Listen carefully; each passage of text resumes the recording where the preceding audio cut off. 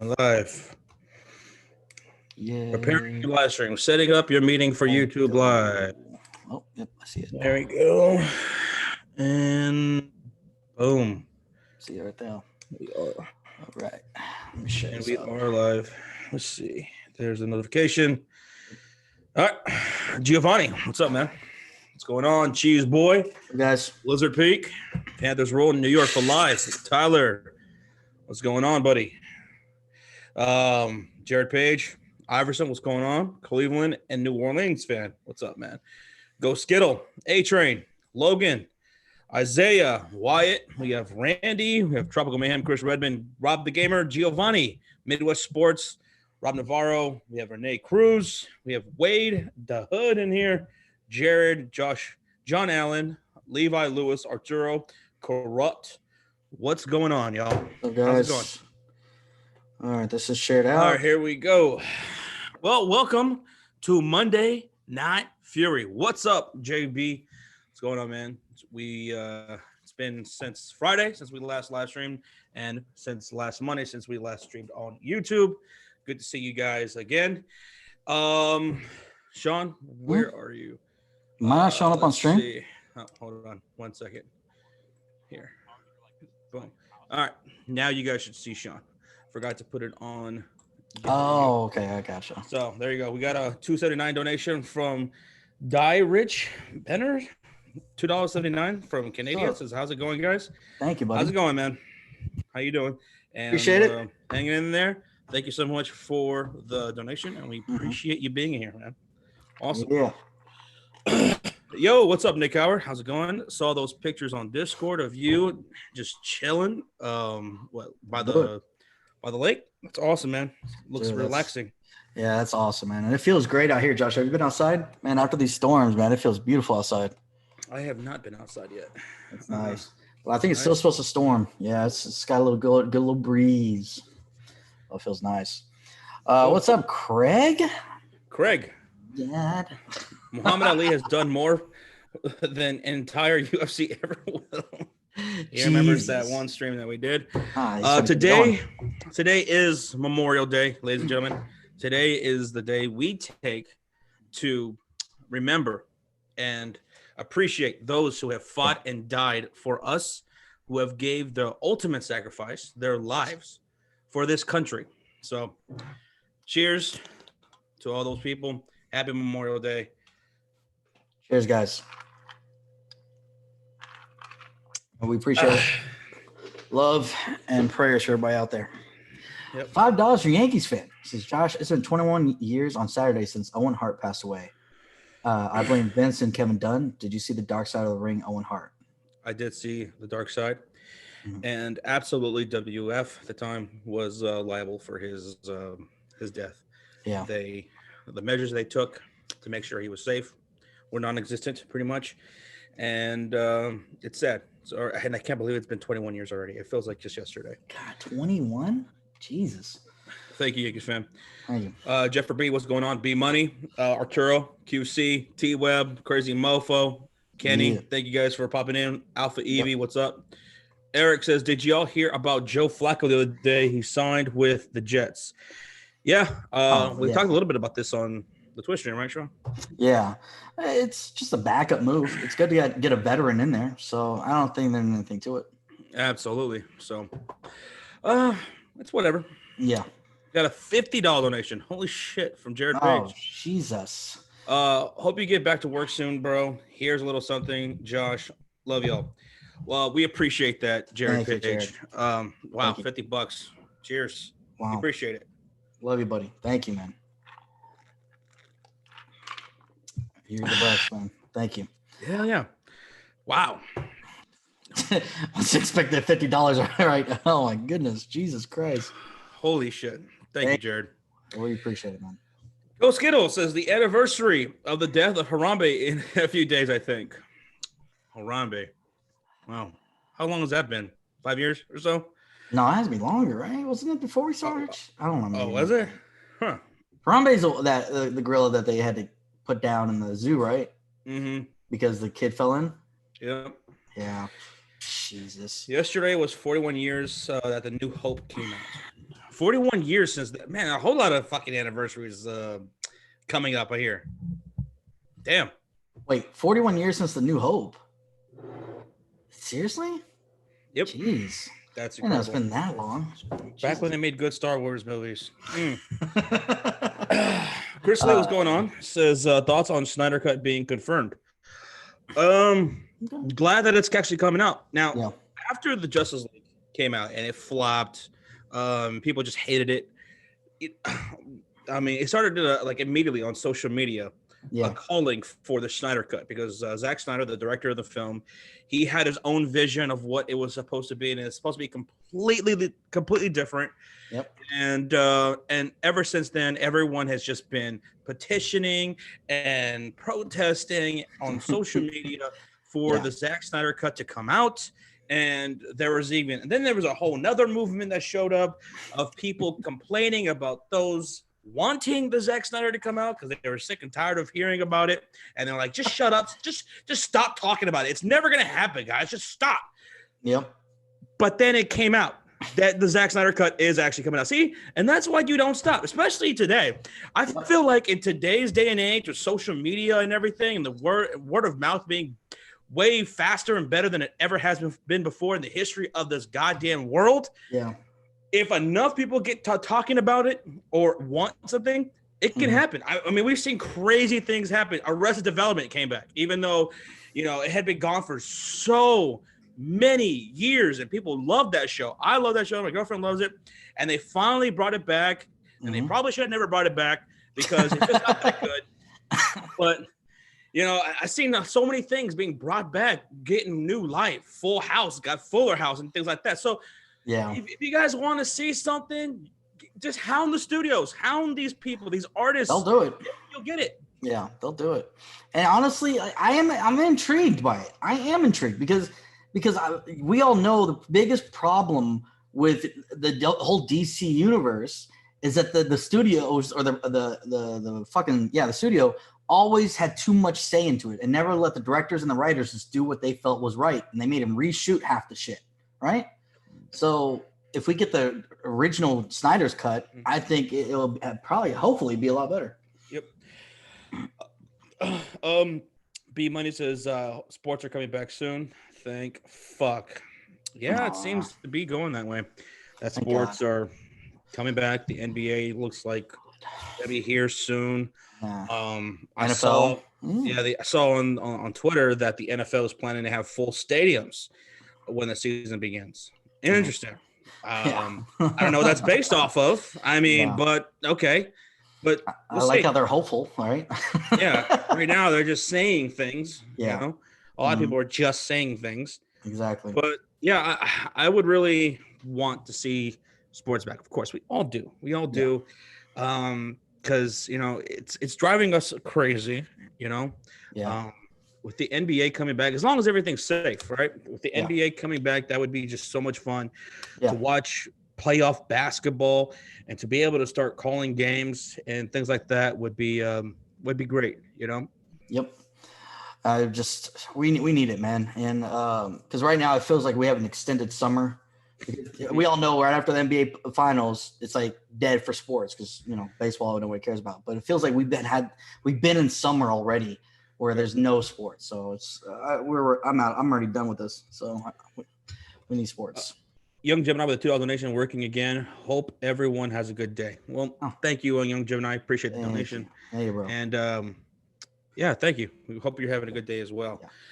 Alpha Eve said, did you guys enjoy those QB roasts and that golf match? Listen, look. All right. I thought we made this very clear several times over. No, we didn't watch it. We weren't going to watch it. Yeah. We didn't give two shits. Yes, we want sports, but we're not, those people who are so desperate for sports will literally watch anything, like things that we normally wouldn't have watched beforehand. Nothing's changed about that. You're not going to convince me soccer is fucking fun. You're not going to convince me golf is fun to watch. You're not going to convince me NASCAR is fun to watch. I'm not interested. No interest, no interest, no interest, no interest. I don't give a shit. We're in the middle of a pandemic. I don't give a shit. I'm not going to desperately cling to some sport that I didn't like before, like some phony ass motherfucker, just because there are no other sports. I'm waiting for what I want to see, and that's NBA and that's NFL. Yeah. Disagree, Sean? No, I don't disagree. Yeah, don't get me wrong. What they are doing, they raised like $20 million for charity. That's awesome. But I don't get into watching golf just like I like playing golf. Don't get me wrong. I like it, but I don't get into watching. I still need to try it. Yeah. I've only done top golf. I've done mini golf once before. Yeah. It was fun. Yeah. I still got to try golfing.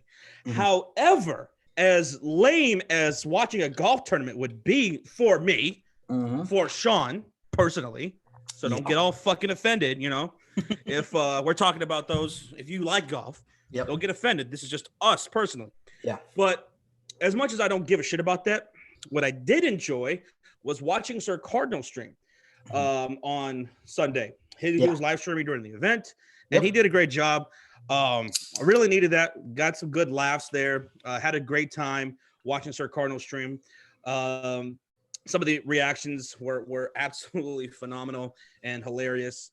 But yeah, that's the best I got out of that golf thing.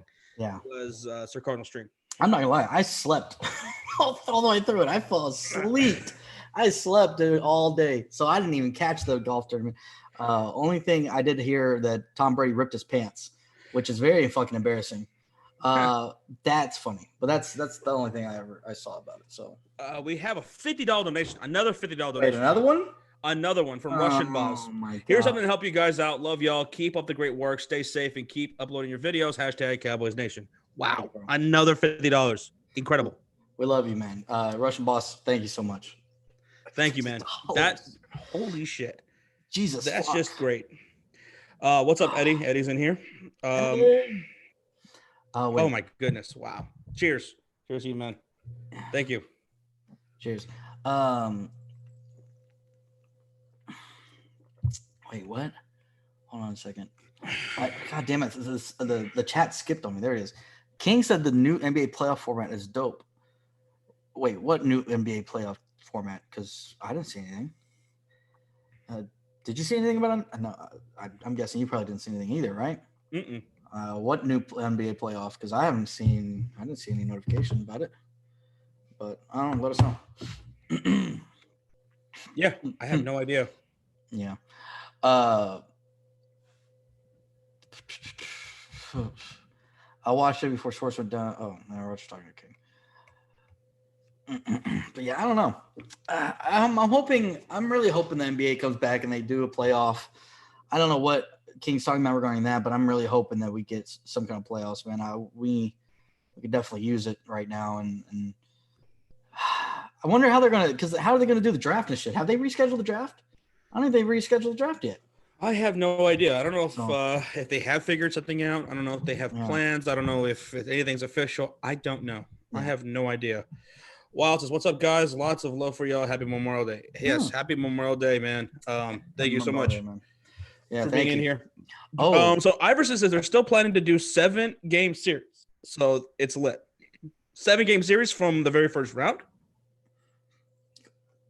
That's good. I don't like 5-game series. I prefer a 7-game series. So, but are they going to be able to pull that off in time? I don't know. We'll have to wait and see. And before I forget, because I know, shout out to a lot of people in here. I know King is one of them. Graduation happened this past weekend for some high schoolers and even some college students. Exams are final and everything like that. I saw that being posted all over Facebook. So if anybody graduated this past weekend, congratulations. I know King's family threw him a surprise graduation party, Josh. I think it was on Saturday. So congratulations to all the graduates of 2020, high school and college. Congratulations, guys. Nick Howard says he's making some enchiladas and having a few cold ones. He just got home from the beach all day. Who? Enchiladas. Sounds fucking great, man. Woo. Dude, that sounds so good. You're speaking to Josh's heart right there. He loves some chicken enchiladas. Absolutely. Chicken enchiladas is my favorite food in the world. Mhm. Speaking of food.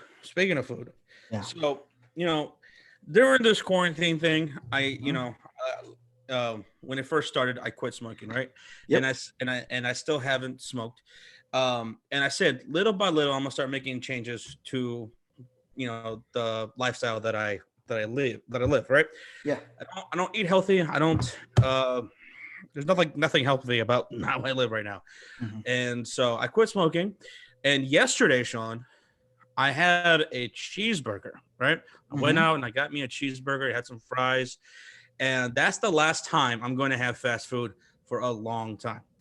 A long time. Like the Good. next time I have fast food, it probably won't be until it's like a special occasion, maybe if you and I end up going on a trip or something like that, Okay. or maybe on my birthday or something, but done with fast food for the foreseeable future. Good. Done. I'm not going to have it. No Whataburger, no Chicken Express, no Raising Cane's, no Wendy's, no nothing. Good. Nada. Good, man. Done. So I want to hear. Out of here. And then eventually, hopefully I can stop drinking soda. That's going to be really hard. That's gonna be the really toughest part. Giving up smoking, I think was the easiest thing. That's why I was first to go. Yeah. Fast food, it's going to be tough. It's going to be really Yeah. fucking tough because it's easy, to do, and it's so fucking good. I mean, come on. A double bacon cheese Whataburger. I mean, come on. So good. But soda, that's gonna be the real fucking test right there. Yeah. But I'm not there yet. Not there just yet. I remember I gave up fast food for a little bit when I was living out in Austin. I'm thinking when I move and I do this whole move and everything, and I'm gonna try to rearrange and do some things, change some things. Like I said, like right now, I'm gonna try to get back into the gym myself. With my new apartment, Josh, it's right over there by my work, right? The gym I have a membership to is right there by my work. Right now, if I have to come home to walk Aria, it's about a 30-minute drive back to the gym. I don't want to do all that. Who wants to fucking drive 30 minutes back, to go to a gym? So I'm going to definitely, that's my biggest thing is once I get moved to this new apartment, I'm definitely going to try to go to the gym because I could just go home. It's five minutes away from work, walk Aria, do all that, and then go right back to the gym. That's what I'm really hoping to do myself. So yeah, we both need to make some changes, man. So I'm glad you're giving up fast food. Definitely. That's good. Jesus Christ. This morning I was thinking about getting a basketball and going and going just shooting around, whatever. Yes. I ended up not doing it, but that's something that I'm gonna start doing. Just taking it lightly at first, go for walks, Yeah. Start shooting around, things like that. And yeah, just trying to make more healthier, wiser decisions, with my life. I've been doing a lot of thinking lately, a whole lot of thinking. And yeah, so I saw T-Web saying earlier that smoking was the easiest. That's bullshit. For me, it is. For me, absolutely. That was the first thing to do. That was the first thing I wanted to get out of, my habit, my bad habits. Yeah. Smoking was the first thing to go, and it wasn't like easy, but I'm saying it was the easiest I felt for me to quit. Yeah. I'm like, everybody's different though, Yeah, I'm like, okay, Yeah. smoking, eating out all the time, drinking soda, smoking for me, I felt was going to be the easiest, and we'll see how it goes. When I move back, Josh, we already know where there's some basketball hoops. So Yep. If you want to go shoot around, I'm down. Like if I live closer, it's easier for us to go. Let's go. Like I'm down. Just even if we're not playing full games, it's just shooting around, kind of running up and down the court a little bit. Like just getting out there is the first step. You know what I mean? And that's the first step, and then just going from there. And then maybe Absolutely. we can. I know our friend Nick, and has been bugging us to play again and get not Nick Howard, but another Nick in real life, guys. He's been bugging, and let's see. He don't shut the fuck. He up. never shuts up. Every time we see him for our fantasy football draft, he's like, "Right, when we gonna get back to playing basketball?" But I love people like that. I love people like that. I don't mind it. So let's we can maybe get a group together and start playing again. Yeah. It's been years. 8 years. 8 years since I last went regularly playing basketball. Yep. So I think fun. We have a $1.99 donation from Jags Nation's thoughts on 6ix9ine. We don't give two fucks, pretty much. I don't give a shit about 6ix9ine. I mean, I hear that he's a rat. You know, he ratted people out. Yep. And then he made that song after coming back from jail, I guess, and it blew up. It was all over, social media and especially TikTok. And what I really love is like the TikTok video, Sean, of like older people, like people like around my age and older, who are like reacting to 6ix9ine's latest music video, and just like they're just sitting there cringing. They're like, this is what the kids listen to these days. This is what they listen to, like, you know, and it made me feel that old, you know, because I've reached that age in my life where I'm definitely looking at the younger people, looking at the music they listen to, and I'm going, that's trash. That is straight trash. There are some good artists. There's some good songs. There's a few that have came out recently that I have liked and, you know, thought were some real good shit. Yeah. But for the most part, you know, do you remember that South Park episode, guys, where I think it wasn't Stan. It was it was Stan. It was Stan where he got older, Sean, right? And he started listening to music and looking at the movies that the other kids were looking at, things that he used to enjoy, and all he saw was shit. All he heard was literal shit. That's what I feel like now when I look at some of the younger music that's out right now, and I'm just like, I don't get it. I don't get it. I just don't get it. I 100% agree. I don't listen to new rap. Half of the shit is mumble rap, right? I'm not even sure, whatever. I don't listen to any new rap. You go listen to my fucking playlist. That I have a hip hop playlist on Spotify. It's not any new shit, right? There's only a few good artists that I like. Lucas Joyner is one of them. But besides that, there's not a lot of new artists I like. I like more of the older rap. I don't understand the new rap. I just don't understand the appeal of it. It's all bullshit and fake shit. You know? Yeah, and that's the thing that I felt like past generations were able to do. You know, especially like music going all the way back to like the 1960s, 70s, and the 80s, and even going into the 90s, somewhat to the 2000s. Yeah. Mainly in the 2000s, I would say Eminem, Andre 3000. Andre 3000 is one of the greatest lyricists to ever fucking live. I don't think he gets a whole lot of credit. I think he's vastly criminally underrated. As a lyricist, I think I'd put him right up there with some of the greatest of all time. Eminem, Tupac, Biggie, all those guys. But yeah, man, the further you go back, the more it's about, you know, like meaningful shit, daily things that people go through. And you know, and I don't know about you guys, but like whenever I'm feeling down, whenever I'm feeling, you know, stressed out, and you know, things might be getting to me a little bit, life is getting to me a little bit. One of the things I like to do to relieve stress, to relax and calm down, is listen to music. And when I listen to music, I turn everything off. I don't watch TV. I don't have the computer on. If I'm listening to music through my phone, I'm not browsing social media while I'm listening to it.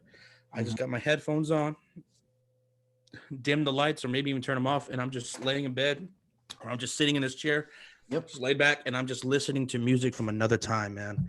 I'm listening to those who are speaking to me, that are singing to me.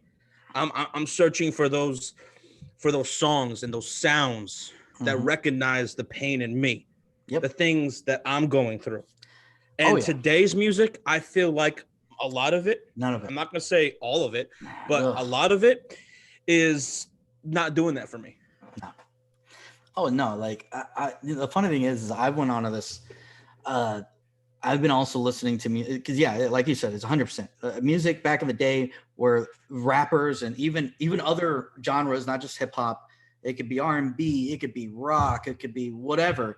It was always from like personal experience and their own lives they're singing about. So you felt the passion, you felt the energy, you felt the truth in the song, right? And nowadays it's all bullshit. These guys act like they're fucking this and that, and they're not. They're all completely fake. And yeah, dude, I've been on I'm not sure if you listened to them back in the day, but I've been on this tear about listening to Linkin Park, Limp Bizkit, Creed, all these Godsmack. There's a couple other things. It's like I've just been on a tear of listening to all those because just the beat alone. I feel like nowadays, like back in the day, back in like the 90s, 2000s, all that stuff, the beats of these songs were just so fucking amazing. Like I could just listen to the beats all fucking day. And it doesn't even matter the words, but it's just fucking great. We got Hot Take Hockey in the house. What's up, Hot Take? What's up, bro? It says Phil Collins represent unreal vibes when stressing. I love Phil Collins, man. Phil Collins is great. I like Phil Collins. One of my favorite songs of his, which is a really fun song to listen to, it's the Studio. Dude, I'm sure Hot Take Hockey knows that one. That's a great song I like of his. And Craig says, y'all are more than welcome to come work out with me anytime. We'll get some lifting and incremental raised cardio in. Josh, I know you can kick soda overnight. I had the same problem when I started. Yeah, that's the thing that's gonna be tough, dude. Kicking soda. Ooh, it's like because caffeine is literally a drug, right? Yeah, it's a drug. It makes you. It's habit forming. Your body craves it. You fiend for it. Literally fiend for the caffeine once you kick it, man. You know? Oh yeah, it's not easy, bro. It's not easy. I've done it once or twice. But it's tough, man. You get that craving, you want to fucking drink it. It's crazy. I'm gonna grab me another beer. 1 second. Yep. Oh, I see the donation from you, LA Lou. We'll read that in just a second when Josh gets back.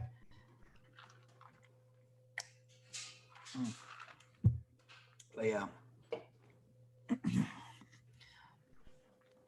All right, Josh, we have a $5 donation from LA Lou. Oh, LA Lou. Yeah, he said, hey, guys, what's up? Popping in and say hello. I haven't squawked at you for a while, so I thought I'd holler at you. Sean, week 1, it's on. Later, bros. Yes, week 1, Cowboys. Rams. It'll be fun, man. Absolutely. Dude, LA Lou, thank you so much, man. Yeah, Rams and Cowboys. That's in LA? Yes, that's the member. It's opening up. That's going to open up SoFi Stadium. Yeah. Interesting. That's going to be fun. Oh, apparently, just FYI, I found out why. So Jerry Jones pushed the NFL to be the Cowboys to be their opening night because he had a big part in building that stadium. Oh, if he had a big part in building that stadium, then yeah.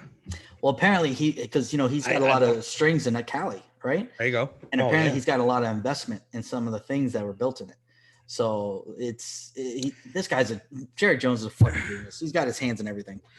I got another $10 donation from LA Lou. So it's funny how you guys are talking about what the young pups listen to today. Growing up in the 60s, 70s, and 80s, I grew up with the Beatles, Led Zeppelin, The Who, Heart, Deep Purple, Black Sabbath, etc. LA Lou, you just named my my number 1 and 2 greatest artists of all time. My favorite, personally, the Beatles and Led Zeppelin. I don't think I could let a day go by without listening to at least one Beatles song and Led Zeppelin song. You know, if you're riding in the car with me, you're going to listen to the Beatles and Led Zeppelin. Ask Sean. We go on a road trip. That's what you're going to listen to, among some other stuff. But definitely the Beatles, definitely Led Zeppelin, man. Oh yeah. I mean, to me, I think the 60s was the best era when it comes to music. I mean, just the bands that existed at the time and the music that was put out, the pure art. Everybody was just on top of the game, man. LA Lou, I definitely appreciate all that for sure. Absolutely. Oh yeah. And he's not lying. When we go on a road trip, it's Beatles, Led Zeppelin. It's all of that. See, and I didn't grow up listening to them, but those songs are still so classics. Like when I do hear them, they're great songs. I love them, even though it's not like something I grew up listening to. When I hear them, they're fucking. You can't help but jam out to them. You know, it's because back then though the beats, the melody, everything just worked so well. Thank you, Iverson, for tagging us on that and letting us know. Appreciate that. We have a $5 donation from Hell Lord. Says, hey, guys, really sorry I haven't been here. I still absolutely love you guys. Just life has been absolutely insane. Life has been insane for, a lot of people. And Hell Lord, thank you, man. No apologies necessary whatsoever, man. Completely understand, bro. Completely understand, yeah. Thank you so much for popping through, man. Just saying what's up and dropping the donation, dude. That's incredible. You don't ever have to do that. Yeah, we love you, buddy. Dakota is in here. What's up, Dakota? Leahy? Did I say it right? Hopefully. Beatles are legendary. Absolutely. Hot take hockey. I mean, you had, in my opinion, the two greatest singer-songwriters of all time, John Lennon and Paul McCartney, in the same fucking band. And then one of the most underrated, in general, not in terms of people who actually know music, but George Harrison, one of the greatest singer-songwriters of all time. In fact, I believe his song "Here Comes the Sun" is the most downloaded, the song that he wrote. That's the most downloaded song among all the Beatles songs on iTunes, I believe. I think that's still true to this day. "Here Comes the Sun," written by him. He also, some of his songs that he wrote were just some of the greatest. Some of my favorites, like "My Guitar Gently Weeps." Love that song. Yeah. John Hatekagi says, also, what are your guys' thoughts on Nickelback? I feel like you either love them or hate them. Dude, I actually have I do like some Nickelback songs. Now, I know that for some reason, I don't know how they became a meme or became a troll. A lot of people just love to just troll and make fun of them. But they actually have some pretty decent songs. But I never got into that. I never got into them. Yeah, but I know some people make fun of them, but I like a few of their songs. Jason Morgan's in here. Says, hit that like button. Good luck, Josh, with the live changes. Rooting for you. Thank you, Jason. Thank you, man. Appreciate you. There's going to be some bumps in the road for sure. Because, doing things like this, making changes in your life, big changes in your life, it's not easy, Yeah. And just glad that I have a lot of people who, have my back. That's really great to know. And, let's see where we're at for a year from now. Yeah. First step is doing it. What's up, Sully? Stick to it. Absolutely. Craig says carbonated water and 0 calorie, no sugar in my MIO spray. It's caffeinated, tastes exactly like soda, and it's the best way to consistently get your water intake where it should be. All right. Well, let me screenshot that. But thank you once again, Ellie Lou. Appreciate you, man. Have a good night. Yeah. Later, bro. Bill Skittle says Freddie Mercury is the greatest actual singer, in my opinion, greatest voice in all of music. Yeah. What's those? Who? Freddie Mercury. Freddie Mercury, Queen. Yeah. What was it? What he claimed it was? It was because he had extra space. He claimed. He had what did he have, like a huge overbite? Yeah, he had a huge overbite, and I just remember watching massive teeth. Yeah.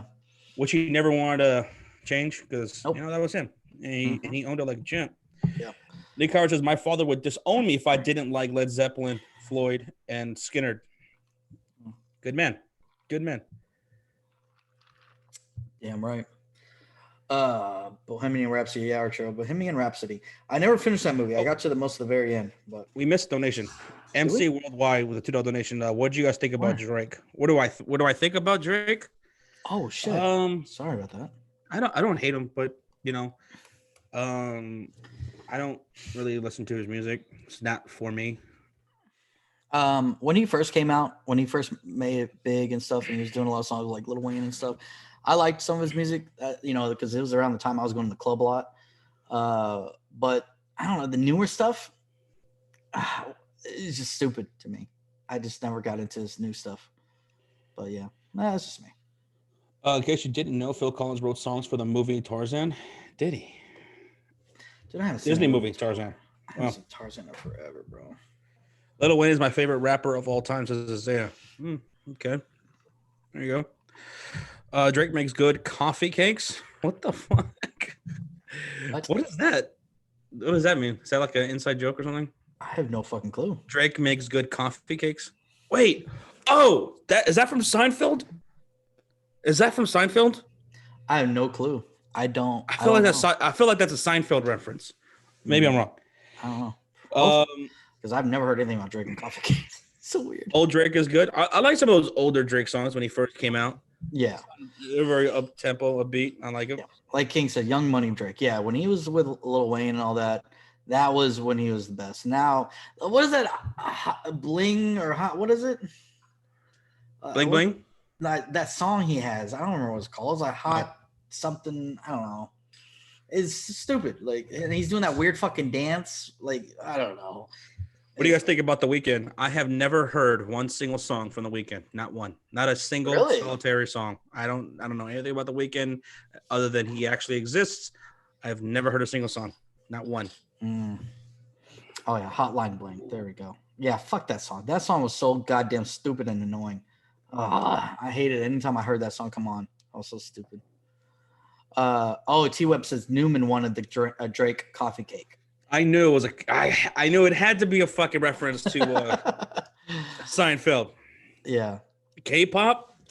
Let's see. Wasn't that song K-pop. that one song? Wasn't that a K-pop song? Fuck. With the fat fucking Korean dude. What was his name? The one who Opam Gundam Style. Yeah, right? The Gundam Style guy. Oh god. Oh my. Wasn't that a K-pop? I have no fucking clue. That's like one of the most watched things on YouTube. You know what's the most watched? Stupid. You know what's one of the most? I think someone told us this before, and I looked it up actually, like just like 4 days ago or something. Yeah. Despacito. I think that's the most watched thing on YouTube, right? Definitely, I think the most watched music video on YouTube. Well, what is that? And I'm like, I've never heard about that in my life. What the fuck is that?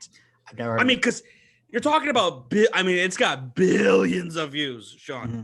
That's billions of views. And yet we haven't heard of it? I've never heard this before in my life. So I was watching the music video with my girlfriend to see what all the fusses was about. And I just didn't get it.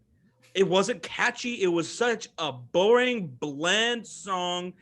I think Yankee Daddy was in that fucking song. Yeah. And I'm like, this is the most watched thing ever? Really? I have to hear it. Maybe I have heard that song, but I don't know. I just don't get it. I don't get it. It sounds familiar though. It doesn't. I listened to it. I listened to it again because I'm like, did I miss something here?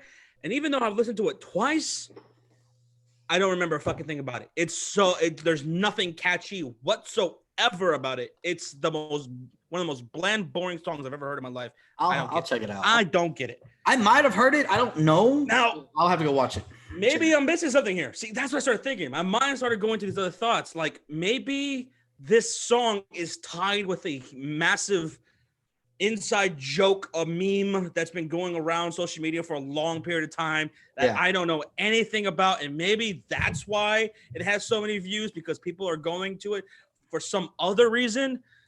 Like it's a joke or something. I don't get it. I just don't get it. Just because it's in Spanish doesn't mean I wouldn't have heard it. There's plenty of Spanish songs that I would know. Just because it's in Spanish doesn't mean that's the reason why I didn't hear about it. That doesn't make any sense. Like I said, Gangnam Style. That's a Korean song, and everybody knows that song. Sean, you know that song. You remember that? Everyone was doing that dance, Gangnam Style. Oh, everyone was doing that song. Everyone was doing parodies, doing dressing up like him on Halloween and shit. Like that took over the world. That I don't know what the hell that was. Despacito or whatever the fuck. I don't know. It was a meme at one point. Oh. I knew it. Oh yeah, I know that song. Despacito? Yeah, I know that song. Never mind. I feel like it was in a movie too. It had to be. There's some reason. I remember that song. That wasn't bad. I started doing research. Did the guy die? Like, did the guy die or something? Like in a tragic accident, and that's why people flock to that song. Like, I don't get it. I don't know. That song. I like the beat to it. I don't remember the words though, but I remember the beat was pretty catchy. Holy shit! We have a $100 donation. What? A $100 donation from Hellord. 247 says, good news. I actually have a girlfriend now, and the relationship is great for the first time in a long time. I am really happy. She makes me happy. We rarely fight, and honestly, I love her to death. Thank you guys for helping me through the toughest times. I sincerely love you guys. Dude. Wow. That makes me and Josh so happy, man. We're happy that you're happy so much. Thank you, Hellord. And we're more happy about the fact that you're in a good place right now. Yeah, you're in a good place. You found someone who actually makes you happy. That's important. That means a lot, and that we're glad to hear it. Thank you so much. We appreciate the donation, man. And yeah, dude, I remember we both remember when you were going through that rough time and everything, and we're so glad that we could help be a part of that to help you through that. That means the world to us that we can help you. Man, we're here for you always. Thanks, man. Thanks, dude. Thanks. Wow. Cheers. Hellord. Cheers. We love you, buddy. Damn. The hits in the heart. Yeah. Anyway, thank you guys for coming through. We appreciate everybody that's in here. Everyone who hit that like button. Everyone who shared. We really thank you guys. Yeah. We thank a lot of you guys for, just being there and helping us go through this quarantine, stay-at-home order that we've been on. It's been going on for, what is it now? A couple months now? Over a couple months? And shit sucked. Shit really sucked. It affected a lot of people. And we appreciate you guys all coming through and hanging out with us. In the Discord. Yeah. Here on YouTube. Means a lot coming through on Twitch when we play the games and everything. Thank you guys. And when sports comes back, we're gonna have a blast. We're gonna have a blast, and it's gonna that first live stream, whether it be basketball or maybe we have to wait till football. But when that first stream happens, doing live play-by-play again, that's gonna be great. That is going to be fun as hell. Gonna have such a great time. We can't wait. Oh my God, I can't wait for that. It's me all excited. We got $2 donation once again from Hellord. Holy shit. It says, also Saints are winning the Super Bowl. Hashtag who dat. He's even optimistic about his Saints again, Sean. Yes. That's how you know he's happy. He's happy when he's positive about his Saints. Thank you once again, Hellord. Thank you. Thank you, man. Can't wait to hear you guys do your first live play again. Says Armando. Thank you, man. I know you're happy, Hell Lord, but settle down, buddy, says Jared Page, who is a Bucks fan. Oh, yeah. The NFC South is going to be so goddamn interesting this year. So interesting. That's going to be a great division. Great package. I can't wait. Yeah. Saints, the Bucks, the Falcons. Yeah. And we'll see what Carolina does. We'll see. We'll see. But yeah, I can't wait, man. I'm just glad because for the longest time, me and you both were on the same page. Like we weren't sure if football's going to start on time, but the more and closer we get, the more likely it looks like the NFL is really getting prepared, and it looks like they're ready for it. So it looks more like we're going to have an NFL season. So I'm happy. So T-Web, apparently UFC 151, whatever the fuck, the one that's happening on May 30th. Apparently that card sucks. So I don't think we're going to be doing that UFC pay-per-view. Yeah. But I will be watching it. I'll be watching it. And for those who are interested, who will be watching it as well, I'll be in the UFC Discord voice chat for a watch party. If anybody wants to come through and just hang out while we watch the pay-per-view. So yeah.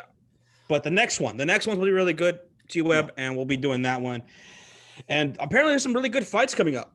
Apparently there's some really good fights in UFC. After we get over this card on May 30th, the upcoming cards I hear are really good. There's some boxing fights, interesting boxing fights that are coming up that I can't wait for. So looking forward to that. I feel like maybe I'm wrong. Maybe I'm fucking wrong. I don't know what the fuck I'm talking about, but I have a feeling, guys, that the second half of 2020 is going to be good. It's going to be good. It's going to be fun. With sports coming back, that's going to help a whole lot for us. With movies coming back, these movies that are going to be released the second part of 2020, I feel like a bunch of them are going to have to roll out, and I can't wait for that. Yeah. The boxing and UFC fights that are coming up. I'm looking forward to it. I feel like we got all the bad times out of the way. Like we got all the bad shit out on the beginning of the year. Now it's time to just all good things, all good things. I'm hoping. So $10 donation for Tony Couches. Hey guys, it's been a while. Just good update. Been walking 5 miles a day and have dropped 17.6 pounds. And I plan on joining the Space Force in 5 years after law school. Fury time. Donnie Couch. Been walking awesome. 5 miles a day.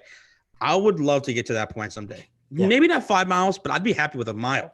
Yeah. Like if I were to do a mile a day, that'd be huge. Well, and you're doing 5? You're a fucking Spartan over here, man. Yeah. Holy shit. Josh, there's that track over there at that stadium? Yeah. Oh, you know what I'm talking about? Just 4 laps is a mile. Really? Just walk 4 laps of that. That's a mile. You could do that. I was thinking about starting to do. Yeah. Interesting. Mm-hmm. But thank you, Donnie Couch, and we need you for the Space Force. We need you out there. Thank you, Donnie. Donnie fucking Couch, man. Thank you, bro. 250 is June 6th. 250 is June 6th. Okay. I just jinxed it. Well, here's the thing. You can't get any worse. Well, hopefully it doesn't get any worse. Fuck, I hope not. You know, hopefully we don't have like an asteroid that's about to hit us or an alien invasion, an actual alien invasion. If we have an asteroid that's going to hit us, we just send Bruce Willis up there. He'll take care of it. Yep. So I'm honestly, like I said, I've been doing a lot of thinking, and I feel like there's a lot of changes that are going to come. Mm-hmm. You know, not just you know, for things in general, but for me personally, and I'm looking forward to it. I'm looking forward to the future, and I think 2021 is going to be great. Just the things that, you know, in pop culture to look forward to in 2021. It's mm-hmm. incredible. The things that are going to happen next year, and I'm excited for it. Yeah, I can't wait, man. There's a lot of things that this I think this everything that's been going on, right, with this whole coronavirus is kind of it's going to change a lot of things, right? It changed things forever. It no doubt. So all we can do is just change with it. So can't wait. You got a question? This is Buccaneers fan. What's your question, buddy? Should the Cowboys trade for Jamal Adams? No. It doesn't make sense for us to trade for him right now. Maybe next year, if we can afford to, but I don't see the point of trading for him right now. Because he wants an extension. We can't afford to give one. We got to re-sign Dak. That doesn't make any sense. So unless you could tell me how we can scrape up the fucking salary cap, it doesn't make sense. Another thing I want to mention real quick. Yeah. I want to give a shout out to a fellow content creator out there mm-hmm. by the name of Bad Dog Sports. Bad Dog recently did a video. I think it was like over 40 minutes long. And I watched the entire thing. And it was like a few days ago. And there were things that he wanted to get off his chest. And everything he said in there, I completely agree with. And I recommend you guys check it out. It was incredible. And, you know, he was talking about people who are lazy, people who ask for things that they don't deserve, people who demand things mm-hmm. they shouldn't get because they didn't put the work into it. And I really agree with everything he said about that. And he had some very kind words to say about us. And just want to give a huge shout out to him, man. You know, he's someone that we really respect. The work that he puts in has been incredible. He's worked his ass off.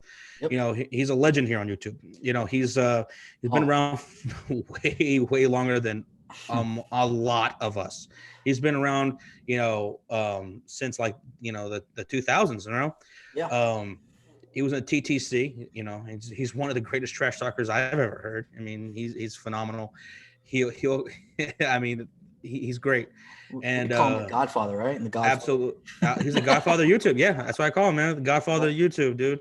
You know, he's inspired a lot of people. He, you know, he made a change in his channel. He went from TTC, got out of that. By the time we came around on the block, the TTC was already dying. Mm-hmm. You know, a lot of people had already left because it got way too toxic. It got incredibly toxic.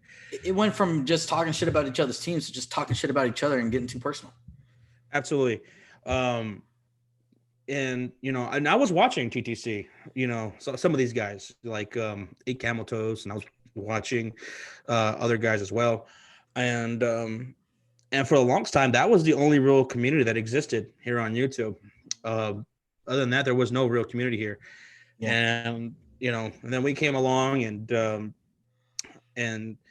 you know, we've had a lot of fun on here. We've met a lot of great people, got to know people, and he's one of them. You know, shout out to Philly 500 for, you know, putting putting us in touch with Bad Dog. Yes. And we got to work with him, and it's been a while since we worked with him.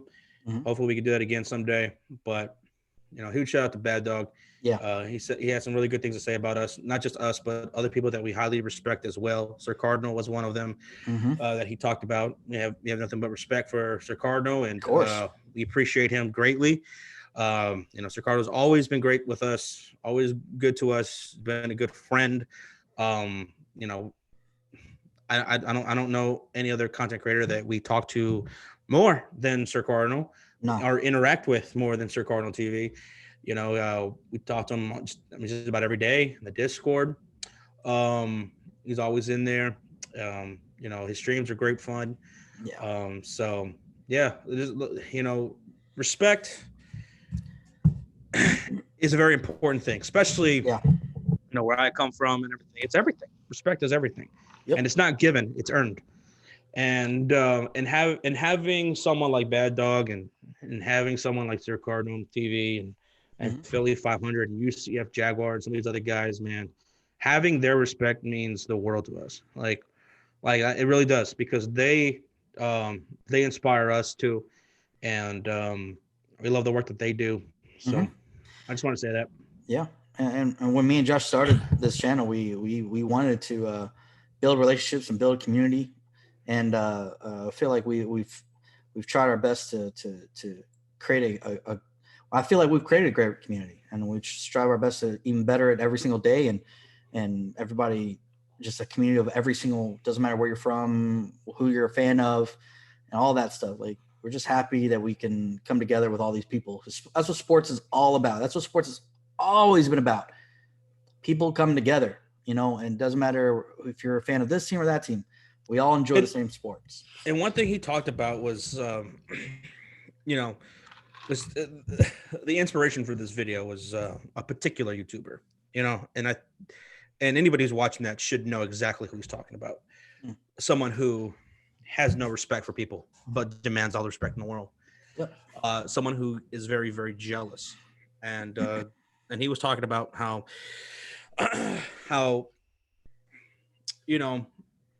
jealousy, it's an ugly thing. And people always wondered if Bad Dog was jealous if so-and-so had more views or had more subscribers or whatever. And he said, absolutely not. Never jealous. Because you here on this platform, here on this platform and in entertainment business in general, you get exactly what you deserve. Yep. Exactly what you deserve.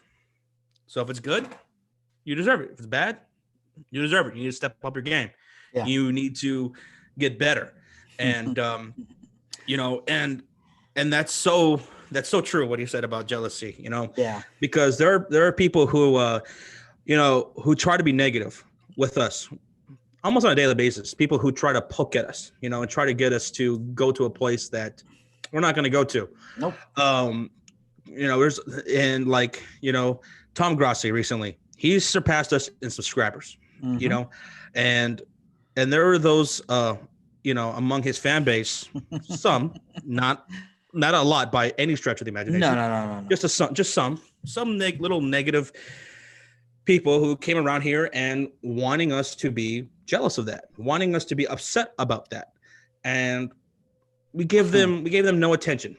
Like, no. I don't know what they came looking for. They wanted a reaction. They wanted us to somehow get upset about it. Yeah. Or I guess they think it's like some sort of like war or competition, whatever. Like, Tom Grossi is our friend, Yeah. And he is our peer. He is someone that we appreciate and respect.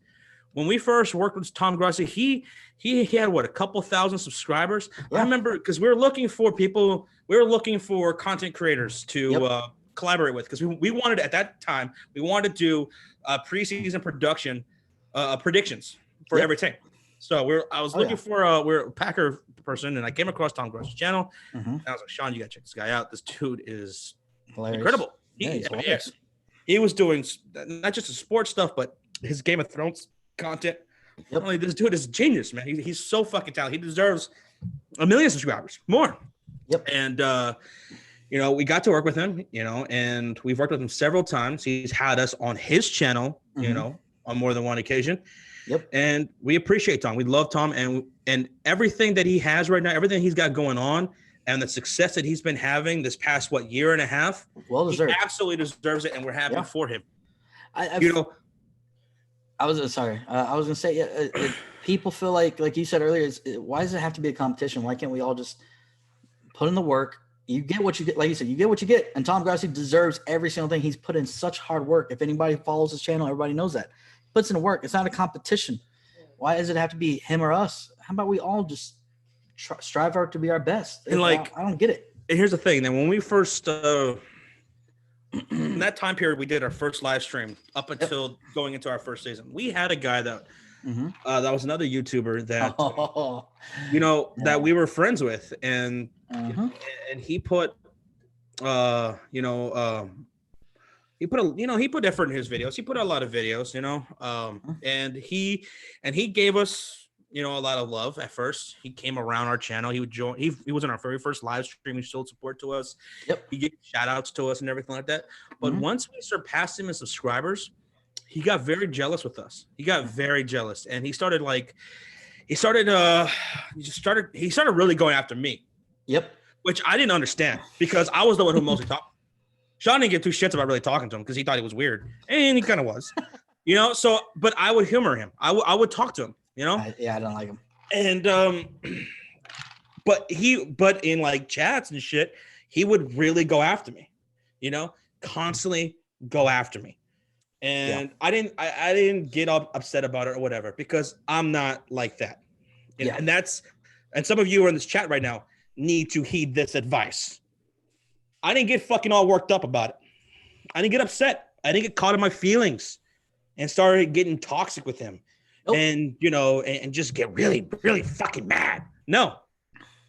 It's just like, whatever. He wants to say these little things. I don't care because I know who I am. I'm comfortable with who I am. I'm confident in who I am.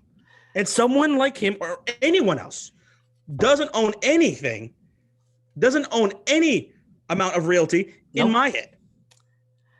So I never gave that to him. No. So all that shit that he was talking, fine. Yeah. Go ahead. I was gonna say those people aren't worth it. Don't waste your energy or your time on people that aren't worth that energy or time. That's the best. And that applies to everything in your life, guys. Absolutely. So he kept coming after me, right? Publicly, like in chats and stuff like that, in other people's streams, in comment sections. But on a personal level, hey man, I like this girl, but I don't really know how to talk to her. How do I try to talk to her? How do I go about doing anything like this? Can you give me some advice? Personally, that's how he acted. Yep. Otherwise, he would talk shit. And then one day, B Money, shout out to B Money, he was doing a mock draft stream. I remember this. I was at work. It was dead. Yeah. So I got in there. I was chatting it up with B Money and the boys. And this particular YouTuber shows up.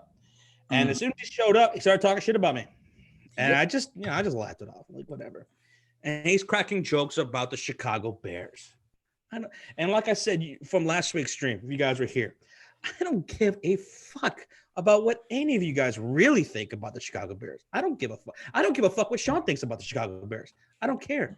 I mean, I'll debate with you guys and I can have discussions or whatever, but you're not going to get me caught up in my feelings if you're talking shit about my team. I don't give a fuck. But he starts talking shit about my Bears.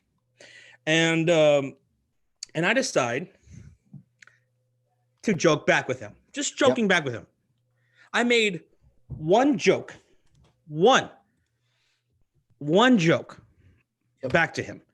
And he lost his fucking shit. Lost it. I mean, he blew the fuck up. Blew up. Lost. No. I still have screenshots of that very live stream at chat. He lost it. He got butthurt. And then from there, his true feelings came out, and he threatened to take down our channel. And he was just jealous. He was just jealous of our channel success and everything like that, to the point where he threatened to take us down. And And I remember talking with Sean, and I was very upset. He was very fucking pissed off, and he said, "Fuck this dude," blah blah blah, whatever. But see, still, I felt bad for him. I still felt bad for him. You know. Now, normally, I would have been like, "Fuck him," and just really went at him. But I don't know. I felt really bad for the dude. You know. Yeah. I could really go off. You don't want to fucking piss me off. You know. I could get really fucking ugly really quickly, but I don't want to do that. And even though I have that side of me, I also have a big heart, you know, and I do care about people. I do think about other people, even if they're being assholes to me. Like one thing I like to do is one thing I think is important is trying to put myself into other people's shoes and see what they're going through. Like why are they being like this? You know, why are they that way?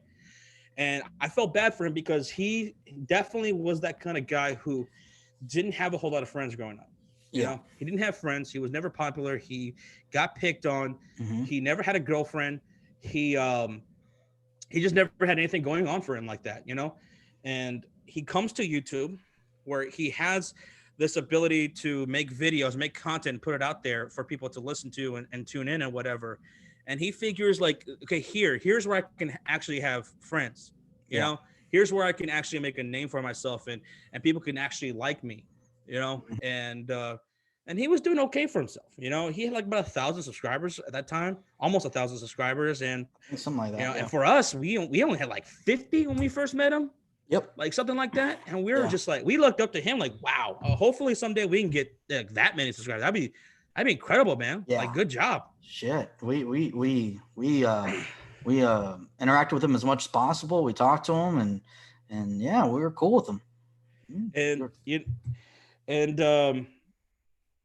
But what he couldn't get past was the fact that all these people now, at that time, there started becoming these there started being these other content creators that started coming along. There was a change in YouTube sports at that time. You know, a big change. And coming onto the block was us, was UCF Jaguar, was Jet Central, it was Philly 500. Philly 500. I was watching him for a good while, you know, and I was just like, I was like, oh my God, this dude is a fucking G. He's the best. Like, this dude is incredible. He is fucking amazing. And that was before we even interacted with him. All the time. And the way we came to interact with Philly 500 was because of this particular YouTuber, because this guy knew us, he knew Philly, and he got upset that we surpassed some subscribers because to him, like just thinking about like from his perspective, he's like, I never had anything good going on in my life. You know, I never had any real friends. I never had people actually like me. And here people actually do like me. I do have friends. And now there's these people who are surpassing me and forgetting about me. And he got upset about that, you know? He started getting insecure about that. He was a very insecure person. And I can understand where his insecurity comes from. So, you know, I reached out to him and I was like, even though he threatened to take our channel down and do fucked up things, I was like, I was like, dude, why are you acting like this way? Why are you acting like this? Why? Like, what did we do to you to make you act this way? What? Was it something that we said? Don't tell me it was that one joke that I told you. Because that wasn't nothing. I mean, it wasn't even personal or nothing. It was just a stupid little joke about your team. That's it. After all those jokes you made about my team, I made one joke about you. So what's this really about, man? Like, and he started talking with me and started saying, you know, that he was upset that we surpassed some subscribers. You know, why don't people watch him? Why don't people interact with him? How come they don't love him like they loved us, like they love Philly, like they love UCF Jaguar and everything like that? And I said, you can't think about that. You can't think about those kind of things. You can't get really caught up in your feelings about things you can't control. You can't control that stuff. You just got to put in the work that you put in, and you did a good job. You have hundreds of people subscribe to you.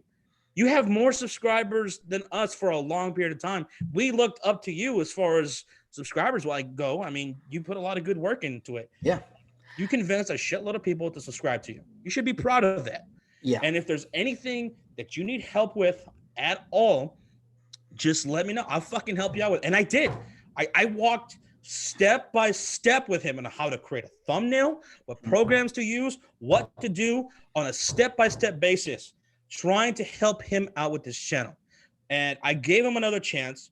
After talking with you, I'm like, give this dude another chance. I kind of get where he's coming from. And And I don't think he really means those things. You know, he's just acting out because he's insecure. Yep. And I was like, let's give him a shot. But I told him straight up, I'll help you out and everything like that. And we won't ban you or talk shit about you or anything like that. But you just gotta be fucking cool, man. You can't do those things that you were doing. You just can't fucking do them, man. I had to straight up talk with him. Like, you just can't do those things. And we're good. He agreed. I helped him out with all this stuff. I gave him a lot of fucking knowledge. And that next live stream that we did, he went right back to his old fucking ways, and that was the end of that. And then he sent us a really creepy video, and we cut off all ties with him. Yeah, we had to get away from that. And it's just sad how people just want to try to get all jealous and butthurt. Like, how just, but like you said, put in your work and don't worry about other people. But one good thing that came out of that was, you know, when he did that, he threatened about quitting YouTube, and he made this video about it and all this stuff and whatever. Yep. And the good thing that came out of it was he was friends with Philly. He was friends with us. We didn't interact with Philly 500, but because of Johnny, I almost said his fucking name. Yeah. But because of this guy, I got to interact with Philly 500. Yep. You know, just kind of like talking this dude down and chilling, and he was like, "Hey, what's up?" And I was like, "Hey, what's going on?" And I watch you guys. I'm like, "What? We watch you?" Like, holy shit! Like, you're Philly 500. Like, your content is great, man. You're a fucking genius. Yep. And just got to talking and things like that, and then we eventually worked with him, and we've been working with him ever since, and been friends. But jealousy, man, jealousy is an ugly fucking thing, and we'll have none of it. And even though there are some negative people out there who want us to dabble in that shit, it's not going to happen. It's just not going to happen. We're not going to stoop to that level. And yeah, you are right. That moment, like Josh said, brought us and Philly together. It actually brought, I feel like, us and UCF Jaguar closer. We were already good friends with UCF, and that all happened and all that. So, and guys, we're not going to mention his channel name because we already said we're not going to mention it again. No, we're not going to give him any light or day or any attention. And plus, we don't want people going over there and saying anything to him. So we're not going to give you his channel name or anything like that. So mods, don't say it. But yeah, it's just jealousy. The biggest thing is people always want to try to make everything a competition. And there's no problem with being competitive. But when you make it competitive where it's toxic and you're becoming a hater, as the kids like to say nowadays, it's pointless. You're wasting your energy on unnecessary stuff. The biggest thing you can't do is waste your energy. Yeah. Go ahead. But Jared said, like, what do I have to do to see this video? Is it on his channel? No, it's not. It only exists in our DMs. Yep. Yeah. I showed it too, because I showed it once. There was a live stream where I had quite a bit to drink, and we were like, fuck it. We're going to show everything. Yep. Showed all the DMs, everything. I went off on that motherfucker, and I showed the video on stream.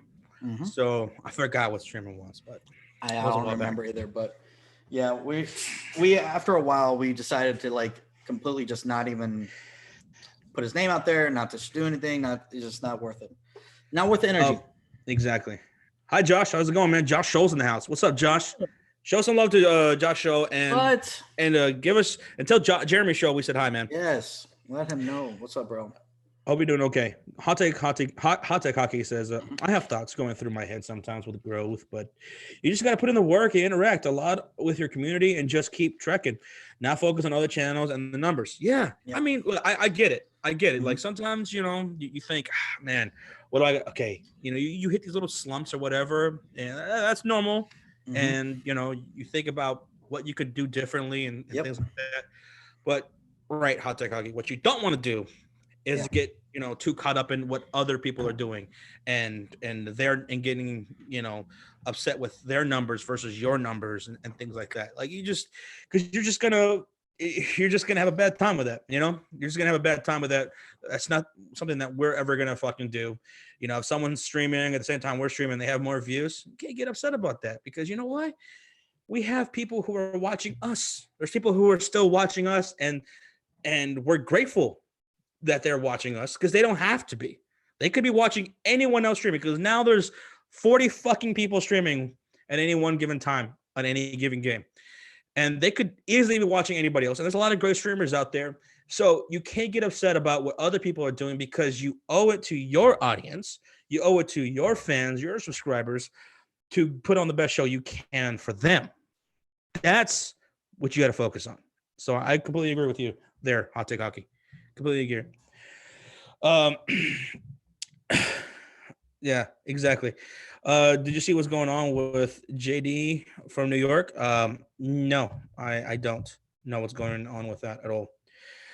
I hate people who complain about wearing masks. Oh, I don't know. Yeah, yeah, you can't do that. So thank you, T-Web. Thank you, mods. Appreciate that. But yeah, so jealousy is an ugly thing. And I really appreciated that video that Bad Dog did. So I just want to go into that a little bit and just give a huge shout out to him and those other people. Hello. Okay, there we go. That was weird. My mic cut out there for a little bit. And just give a huge shout out to those who, that we appreciate and who inspire us. So if you guys haven't done so, go check that out. Nick, I saw that you said that you watched that video. And yeah, man, it was awesome. Is JD shit crazy? Okay, Sir Cardinal. Yeah, let me know. It sounds crazy. I wonder what's happening. Josh says my cousins Caitlin and Kelsey are watching you guys too. Hey, what's up, Caitlin? Hey, Kelsey, how's it going? Shout out to you guys. Appreciate y'all. Love you guys from New Zealand. Says New Zealand, really? Wow. Now, if I ever do travel the world, because here's the thing, I do want to go to other places in the world, but I can't fly. I just can't do it.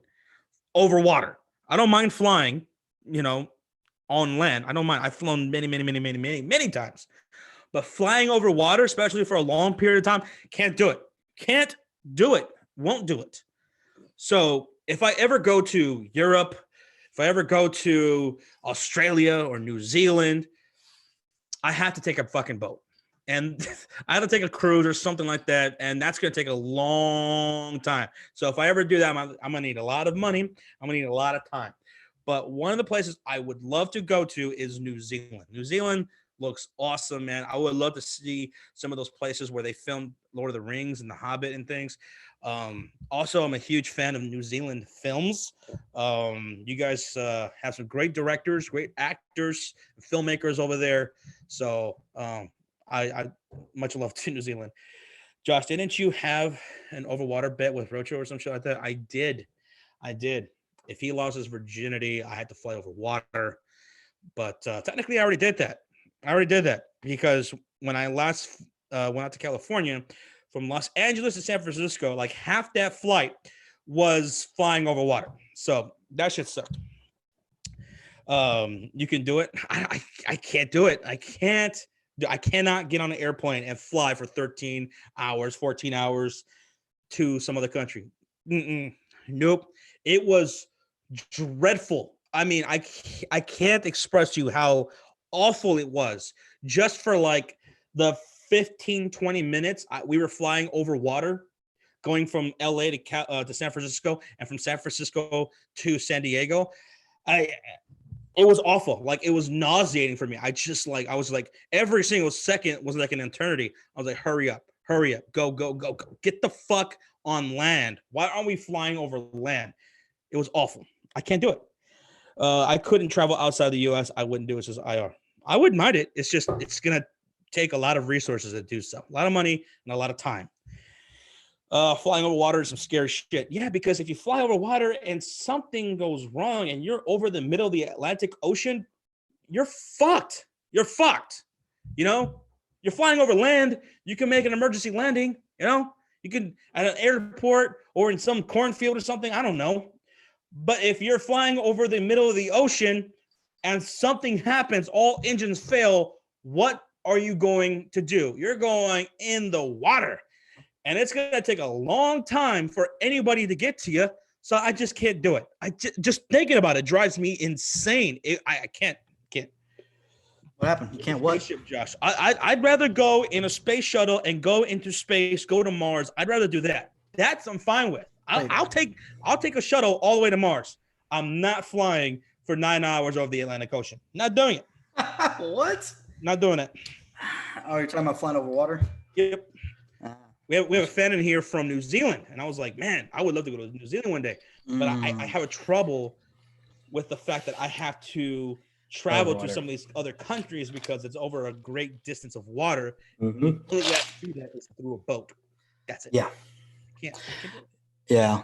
Josh hates it. Even when we flew to Cali this past March, we flew a little bit over water on our connecting flight. Was it from where did we land first? San Diego? No, LA. From LA to San Francisco, and then from San Francisco to San Diego on the way back.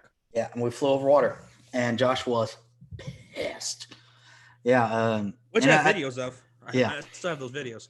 Oh yeah. So yeah, but the thing is, guys, there's a lot of people out there that don't like flying over water. So this isn't like Philly's one of them. Philly doesn't mind flying as well, but he will not fly over water. Yeah, that's actually a thing. People do not like flying over water. So, but yeah, I don't have a problem with it. But I understand. I understand. Some people it's a little scary because if you do go down in water, you're pretty much fucked. T-Web's jump in the pool to pee, obviously. Oh my God, T-Web. Oh, I thought he goes in the shower. Don't they have a thing now in swimming pools where if you piss in a swimming pool, like it turns green. There's this it'll turn a different color. Yeah, I'm not sure if they do that anymore because they don't want to make it obvious. But I remember when they should thing. Call those people out. Yeah. But by the way, I remember. By the way, did you see that video of those people that were jammed up in this fucking swimming pool? You see that on Twitter? I forgot where it was. I forgot which place it was, but like all these people were not practicing social distancing, and they were all just bunched up in this swimming pool, right, and just partying and shit like that, right? And I was just thinking, those people are so dumb. Not so much for the for COVID, and not social distancing, but take away the virus, and I still would never, ever in my life participate in something like that. Ever since I was a kid, I found public pools to be absolutely and completely disgusting. Yep. Disgusting. They're petri dishes. They are fucking filthy. Everyone's running around their bare feet, and it's just, and everyone's just in the fucking pool. You know those motherfuckers are pissing in it too. Spitting the saliva, their saliva just coming out into the fucking water. It is disgusting. You know, some of those people too went swimming without wiping their ass right too. So there's 100%. That. So I think a public swimming pool is one of the most disgusting things a person could participate in. We have a particular moderator who likes to go to public pools, and he's always talking about going to public pools, and I'm just like, you're a madman. You're a madman. How the fuck I won't do it. Could you do something like that? It is so disgusting. See, I will never go to a public pool. Like I remember, like whenever I go and check out these apartments, they're like, oh, here's our pool and pool area. And I'm like, I don't give a fuck. I'm never going to go to a public pool. Even my apartment's pool. Like, I'm not going to go. I'll go to my dad's pool. He's got a pool in his backyard. I'll go to that pool. I'm not big on public pools either. Like, there's just, when I was a kid, I went to it. But then when I got older and realized, like, it's a cesspool, I'm not doing it. Mm-hmm. I haven't even been to a water park since I was like a fucking, since middle school or freshman in high school. I can't remember the last time I went to a fucking water park. I think the last time I was in a pool, the last time I went swimming was freshman year in high school when we had to take swimming lessons, you know, and you haven't been in a pool at all since then? No, not since I was a freshman in high school, and we had to. Not even private pools? Nope. I don't know anybody with a private pool, and and it would have to be my private pool. Like, I don't have a pool, but it would have to be my private pool. It's still not good enough that it's someone else's private pool. That's still not good enough for me, because I would need a checklist. I have an uncle who has a private pool, right? He's got a big ass fucking pool and everything like that. He's like, if you want to go swimming, I'm like, nah. If I'm gonna go swim in your pool, I'm gonna need a list of all your activities of the last 2 weeks. I just can't. I can't do it. I need it thoroughly clean. Jesus, Josh. I need to watch you clean it. not gonna do it. Sorry, even though you're my blood relative uncle, I can't do it. Jesus. But the last time I've been in a pool was freshman year in high school, and we had to take swimming, and you had to to pass. You had to jump off the high dive. That was so much fucking fun. If I ever have a pool, I want to have a high dive, like diving boards and shit. That was so much fucking fun. I'll never forget. There's one fucking kid named Ryan. He was a fucking goofball if there ever was one. And this dude was so scared to get on the high dive, and everyone was making fun of him because he was a pussy. And and our fucking our coach or whatever, he's like, "Get your ass up there, get off the fucking high dive, or you're gonna fail." And this is a kid that was like trying to be valedictorian for our whole graduating class one day, so he was like that scared the shit out of him, the fact that he would get anything less than an A. So he went up there on the high dive, and we were all just like laughing, just like, "Oh my god, this is gonna be hilarious." And and he saw he climbs up and he gets on the high dive on the diving board, right? At the beginning of the diving board. Yeah, and the coach is like, "Dive! Jump! Come on!" And everybody else is making fun of him. And he just starts sprinting. I mean, I'm talking like a dead ass sprint, Sean. He just starts sprinting, looking straight forward, and then he just falls. And he did a belly flop. Boom! Oh, it was great. It was hilarious. So I had a question. So they made you take a swimming class freshman year? Yep. They didn't require me to take any swimming class here in Texas. Yeah. I never once took a swimming class. We had a swim team at my high school and stuff like that. And they used to all that, but I never had a swimming class or anything like that. But yeah, that's funny though. King says he had to do the same thing. Yeah, freshman year, I had to do a swimming class. Yeah, we had to do swimming things and like whatever, and this big ass pool. And at the end, we had to jump off the high dive. Like there were several different levels, right? And we had to go to the very tippy top and jump off that bitch. How tall was it? I don't remember what tall it was. It was 17 feet and 3/4. I don't know, Sean. It was high as fuck. But this fucking kid, Ryan, I'll never forget how scared he was about getting up there and jumping off. And then he was just dead ass sprinting like the board was going to last forever. And he just fucking went and boom, he hit that fucking water hard. Jesus. Man, we were laughing our asses off. Dude, I know. I remember when I went out to Cancun with my family, we went to like these little like water holes and stuff like that. And I did go cliff. I jumped off a cliff into some water. It was like 30 feet high. That was fun. That was still scary though, but that was fun. That was the last time I was in. That was the last time I swam. Was freshman year in high school, which was 95 years ago. Jesus Christ! I usually go swimming at least a couple times a year at my dad's pool and stuff. So, one time we went on a cruise and we stopped at this one place, and there was an excursion or whatever where you go to a private island and you go to the beach and stuff like that. And it was like, and they gave you all the Coronas you wanted for free, and and my whole family was like, "Let's get in the water." I was like, "No, you do, and you get in the water, and I'm gonna chill right here. I'm not getting in the fucking ocean. Like, you know what's in the ocean? A lot of things are in the ocean. You know how many fucking sand crabs are near the fucking like the shoreline and shit like that? Like, and then all that salt water gets in your mouth. You jump in the water. I'm chill right here, and I'm gonna drink my Coronas. I love the beach. Like when I was out in Cozumel, we jumped in the beach. It was the clearest fucking water you'll see out in Cozumel, bro.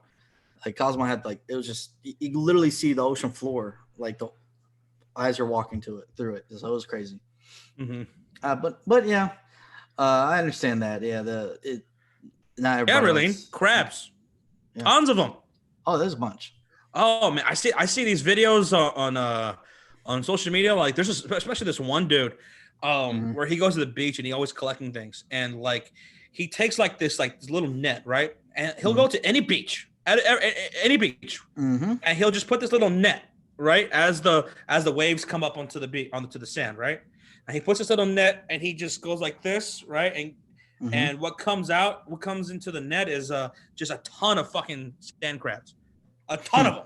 And I'm like, nah, I'm good. Yeah. I'm good. Yeah. But I love water, though. I love water. I love being near the water. It's relaxing as fuck. When we went on that cruise, my family, it was like 2007.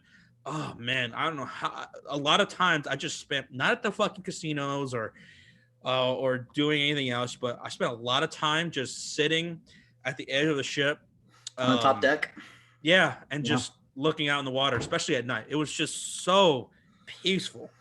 Oh yeah, dude. I want to go on another cruise, man. I would love to plan to go on another cruise and just fucking.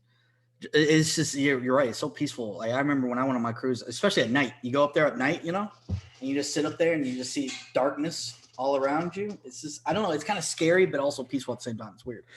T-Web says a simple solution, Josh. I'll just loan you my Glock for when you go to the ocean. Don't be scared. I'll take that Glock. Yeah, no, I don't mind getting. I don't like public pools, but I prefer going to private pools. And my dad's, I don't mind going to my dad's. My dad and them, they only use it on special occasions. They don't get in it every single day or whatever. And so it's a salt pool too, so it's a lot cleaner water. So yeah, I need a private pool when I own my own house. Says Bigger Mike. Yeah, I would definitely have a pool. I would have a pool and a big ass jacuzzi. That would be cool. And I would want my jacuzzi though. I would want it to like one of my dreams one day is to have like a fucking big ass house, right? Not crazy big, not stupid big. It's got like 10 bedrooms or anything like that. Like good size house, right? A good size house that's like out in the wilderness or something, you know? Yeah. Not too far away from society, you know, within like an hour and a half drive of like a city. At the most, right? Yeah. But like out there in the woods or something like that, with a lot of trees and like forests or whatever, and like maybe a lake or something, that'd be great. And I would like to have like a private jacuzzi, a good sized private jacuzzi that just overlooks everything, right? That just looks at everything, like it's indoors, right? But it's like glass or something, you know, so I can still look outside and look at the lake and the woods and trees and everything like that. Like that would be fucking so relaxing, and just sit there with a cold beer, maybe a cigar or something. I will say this: if I get my own pool and stuff, I would want to get it like closed off, like its own like room and cover and windows. Like it's its own room, because that's the one thing my dad has a problem with is like. He has to clean it constantly because leaves will fall in there and shit like that from trees, especially during the wintertime when trees, you know, the leaves are falling and fall or whatever. It's a pain in the ass having to clean that shit all the fucking time, right? He either has to do it or he has to call professional companies and they have to come like once a week to do it, sometimes more. And it's just a pain. So I told my dad, like, if I ever get a house and I get a pool, I'm getting it enclosed. I don't want to have to deal with having to pick up that stupid shit all the goddamn time. It's just too much. Right. Too much. Got a $4.99 donation from EJ, and he says, "Hey Sean, let's go on a cruise. You can pick up hot foreign babes. Foreign babes love Texas guys. It's proven. It's science. It's science. Okay. Now, me and Josh have been talking about possibly going on a cruise because we've both been on a cruise and we loved it. And we've been talking about doing it for a while. I don't know. We got to plan it one of these. Although times. I've been hearing a lot of horror stories about cruises lately. Just things just going really wrong. Here's what I want to go on a cruise. My next cruise, this is what I want. What? I want to take an Alaskan cruise. I want to go from Seattle and go up to Alaska and just see like this, like the cold and everything like that, and see whales and those polar bears or whatever, you know, just I want to take a cold Alaskan cruise. That would be awesome. No, that wouldn't be bad either. I wouldn't mind that. I wouldn't even mind the European one. Like you fly to New York and you could take a cruise all the way to fucking Barcelona and all those places over there. I had a friend do that for his honeymoon, and he said it was like one of the best times he's ever had. So I wouldn't mind doing that. But that's like a 2-week cruise. Like that's longer, you know. So I wouldn't mind doing something like that. Renee says icebergs. I'm not worried about icebergs because we have the technology to avoid them now, you know. Yeah. And I think we have ships that could like even take on a collision from an iceberg. Yeah. Hell, even the Titanic could have survived a head-on collision from the iceberg if they would have just hit it straight on, as opposed to trying to, get away from it and it hit the side of the ship. If they would have hit it just straight on, they would have been fine. Like they would have been able to be on the ship for such a much longer period of time. Yep. And to where help could have came to them. But what they did was like they went out to this. They tried to like get around it, and it brushed up against the ship, and it hit a bunch of different holes. Yeah. And those holes along the ship filled up the water container, like the water compartments or whatever on the ship. Yep.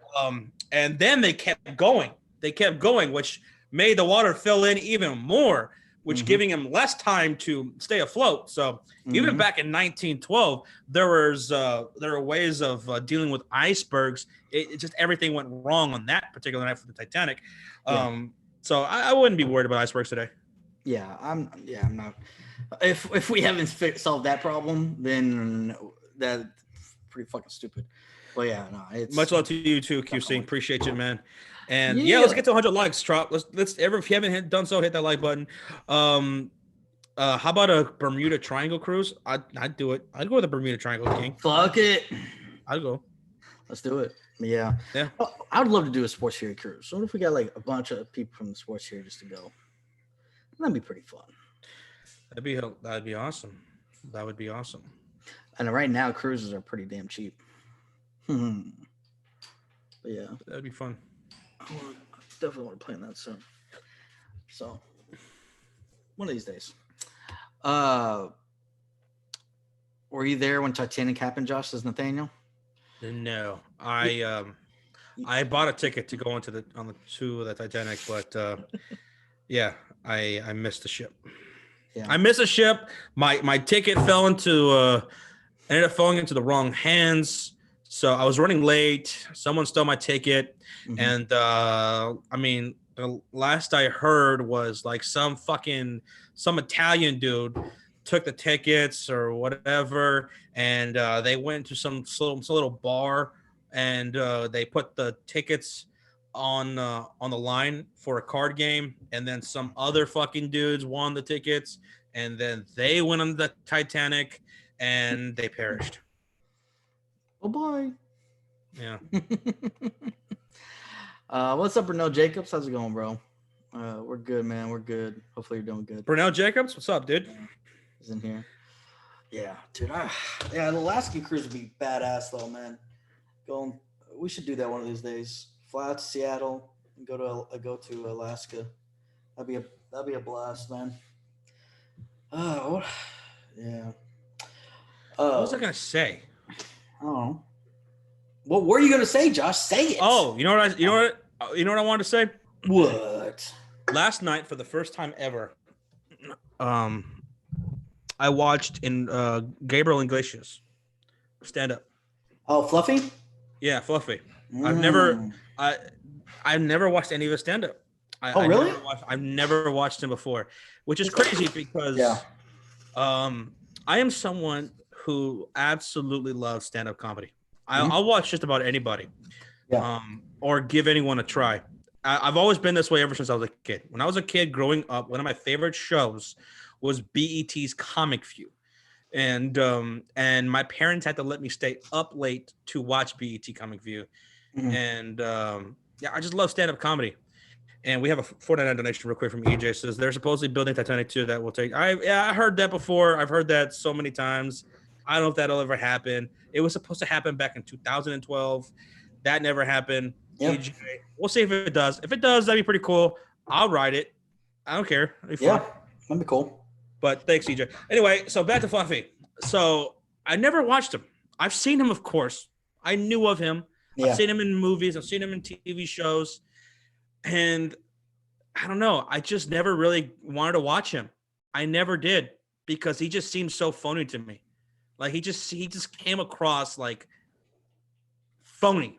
I don't know why.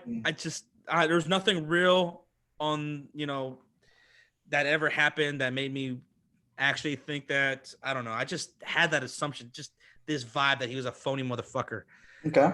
So I never cared to watch him. Just never cared to. But So- last night, Yeah, go ahead. what? Well, I was gonna say, so you watched him, and then Yeah. it sounds like you were gonna go there anyways. But last night I finally watched him. It was his newest stand-up that he did. What was it called? One size fits all, something like that. I don't think I've And seen that one. and he was doing it in Houston, Texas. And for the first like 5-10 minutes, like he was just talking about the city itself that he was in. Mhm. And he was talking about how Netflix didn't like that.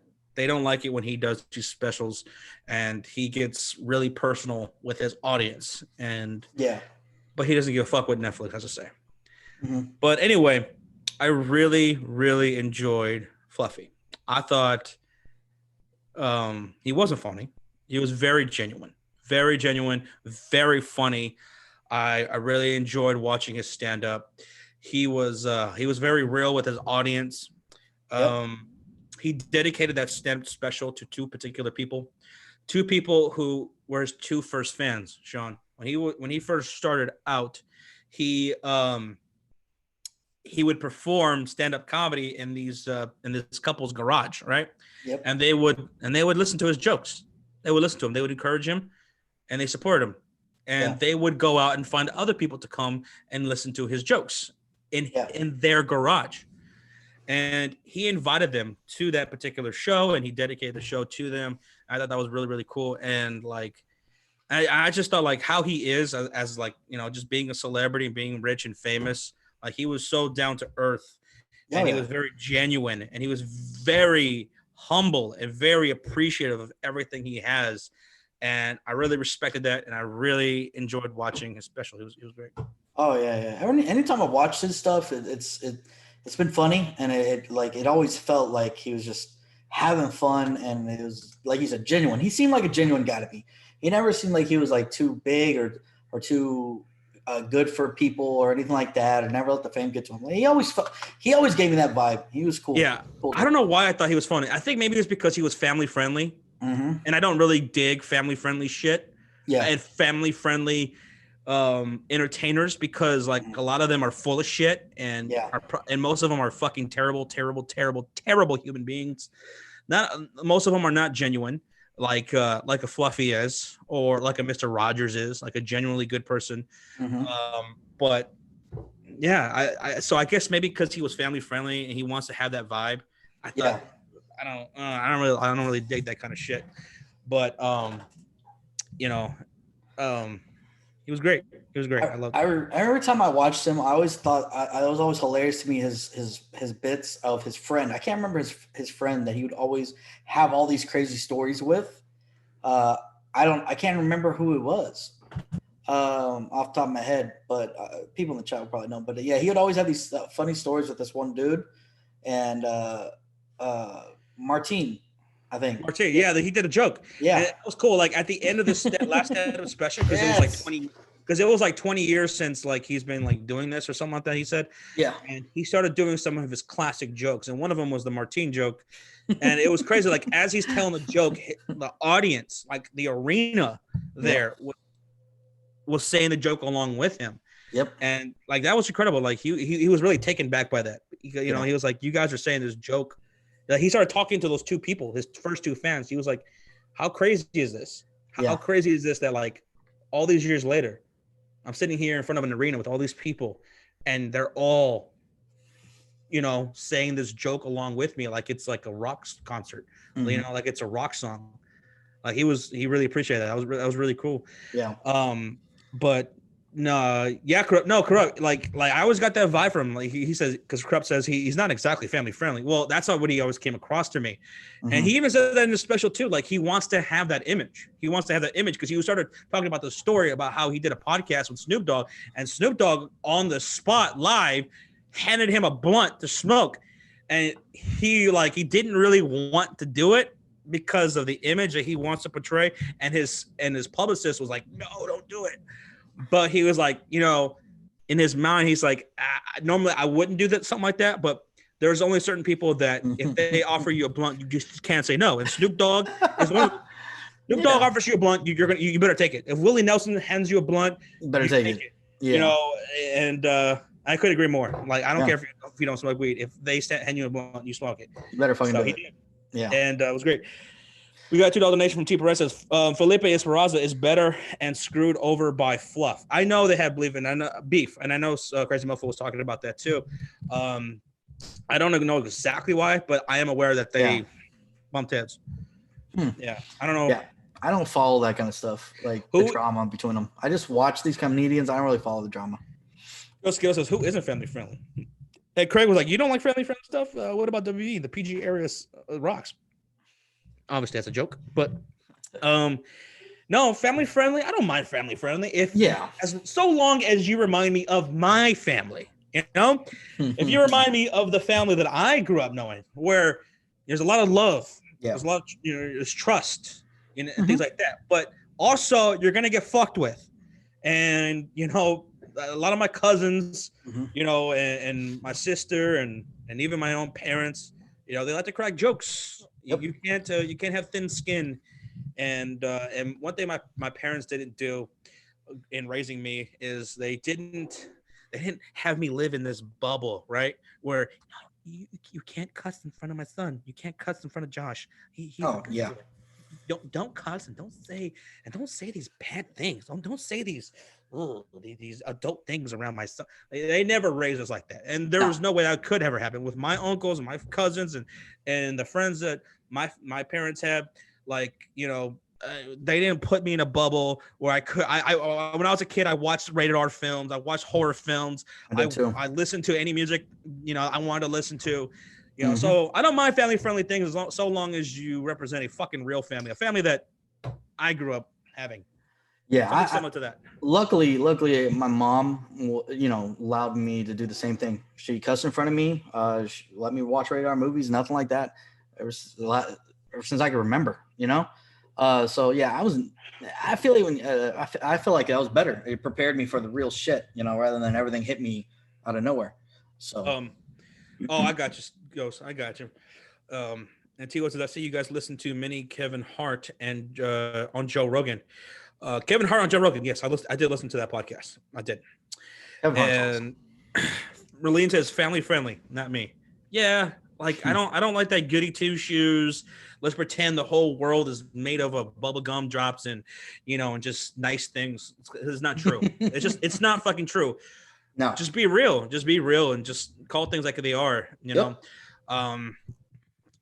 Like I have certain family members who have kids, and and we grew up together, and we did a lot of things, and then they have kids, and all of a sudden they have their kids living in a bubble, and they don't cuss around them, and they're not to know about this or that or that. I don't want them playing violent video games and watching violent movies and listening to violent songs and on the radio and things like that. I'm like, they have them drinking milk for dinner, and they go to bed by 6:30 p.m. And I'm like, what are you doing? Like, ugh, who have you become? What are you doing? I would never, if I ever have kids, I would never raise them. Never. I would be just like how my parents were to me. Yeah. Whatever. I don't understand it either. Propaganda. Exactly. Propaganda. Yeah. Milk is good, though. Milk for dinner, though? That's something that the Cleavers would do in the 1950s. Like, you didn't have fucking milk for dinner? What's wrong with you? Sure, I had milk all day. I love milk, but I'm not having it for dinner. For real? I used to have milk for breakfast, lunch, and dinner, bro. I had to drink milk all the fucking time. I was obsessed with milk when I was a kid. But yeah. Jesus Christ. I wish Chicago Bears games were family friendly, but every time I tune in, it's like a pig slaughter and Aaron Rodgers is holding the blade. Damn, that stuff. Damn, Craig. Ivor says, my mom doesn't even know what I'm saying in English, so I'm all good. Well, there you go. there you go. She doesn't know what you're saying in English. Yeah. Jesus. That's funny. Bigger Mike said, who the fuck has milk for dinner? I had milk for whenever I wanted. If I wanted milk, I'd just go grab milk. Like, I was never capped to when I could or couldn't have milk. So if I wanted milk, I'd go get milk. And honestly, I ate a lot of spicy food growing up, and milk was good for spicy food. So I would sometimes get milk a lot at dinner because I'd be eating a very fucking spicy shit. So, but yeah. When I watch movies or TV shows and I see a family sitting down, they're all gathered together and they're eating spaghetti and drinking milk, I close my eyes. I just skip it. I just can't see that. I can't see it. When they're sitting down eating spaghetti and drinking milk, I can't do it. What if they're eating chicken enchiladas? No one eats chicken enchiladas on screen. I have yet to see that happen. Oh, Isaiah, no. You never eat cereal with water. That's fucking disgusting. I just said I love milk, and now you're saying, oh, Sean's the type of guy that eats cereal with water. Where did that conclusion come from? That's disgusting. You gotta have corn on the side with spaghetti. I love spaghetti, but I don't know about. I like cream corn. If you're eating corn, I like cream corn. This is really fucking weird, but here's the thing: I cannot eat corn loosely. The only way I can eat corn is corn on the cob. That's it. I cannot. I repeat, cannot have loose corn and just eat it with a spoon or something. That is the most disgusting thing. Oh I can't do it. I don't like corn on the cob. Okay, so you're the reverse of that. I love cream corn. Give me some cream corn, and I will eat that shit all day fucking long. I love cream corn. King's with me. Like I can only eat corn with corn on the cob. That's it. That's the only way I can eat corn. I don't like corn on the cob. I feel like I don't like it. I don't know why. It's so weird. It tastes different. It's just weird. It's a different texture. There's different things going on. I can't deal with it. I love cream corn. I also watched another comedian for the first time yesterday. Who? Okay. I watched Jeff Dunham. Finally. Yeah, finally. And here's my reaction to Jeff Dunham's live stand-up comedy special. You didn't like it? How much time was left? Wasn't funny to me. What? Was not funny to me. Not even that. Like not even that. Like comedy is very subjective. You know, what's funny to someone is not funny to others. And I know he's very, very popular. He's funny to most people. But I just did not find him funny in the slightest. I love Jeff Dunham. At all. Now, I will say this about Jeff Dunham, though. I will say this. Like, I watched a few of his specials, right? His jokes. I remember I went back after he blew up, and I went back and watched his older stuff before he blew up. Like, you know, like those videos people record at those comedy clubs and post on YouTube. Uh-huh. It was the same shit from his specials. So what that shows me is he was recycling his jokes, and it's the same act over and over. So I felt like he kind of ran out of material for a while until later years. But so he did kind of get old, but his jokes when I watched them were funny to me. You don't like puppets, Raylene? I wouldn't say necessarily I don't like puppets, but as a gimmick for stand-up comedy, it didn't work for me. Like it just, he was doing the Ahmed character or whatever the little terrorist dude with the skeletons. Yeah. Ahmed, yep. And the dead terrorist. He said like what was it? What was it? 3, maybe 400 times. He was like, silence or I kill you or something like that. Said about that many times, 400 times. And I was like, shut the fuck up. Shut up. Shut the fuck. Like I was just, no, I was just, wasn't funny. Each their own. I liked him. I thought he was funny. Arturo says never heard of him. Maybe you'd like him, maybe you won't. Yeah. I like that. Tom Segura. Grumpy old man. Bro, Tom Segura, Craig, is fucking, I love Tom Segura. Hell yeah. Hell fucking Tom Segura. I could relate to that dude on so many fucking levels. If you guys haven't watched Tom Segura, go do so. That dude is fucking hilarious. Yeah. Loved him. That dude's great.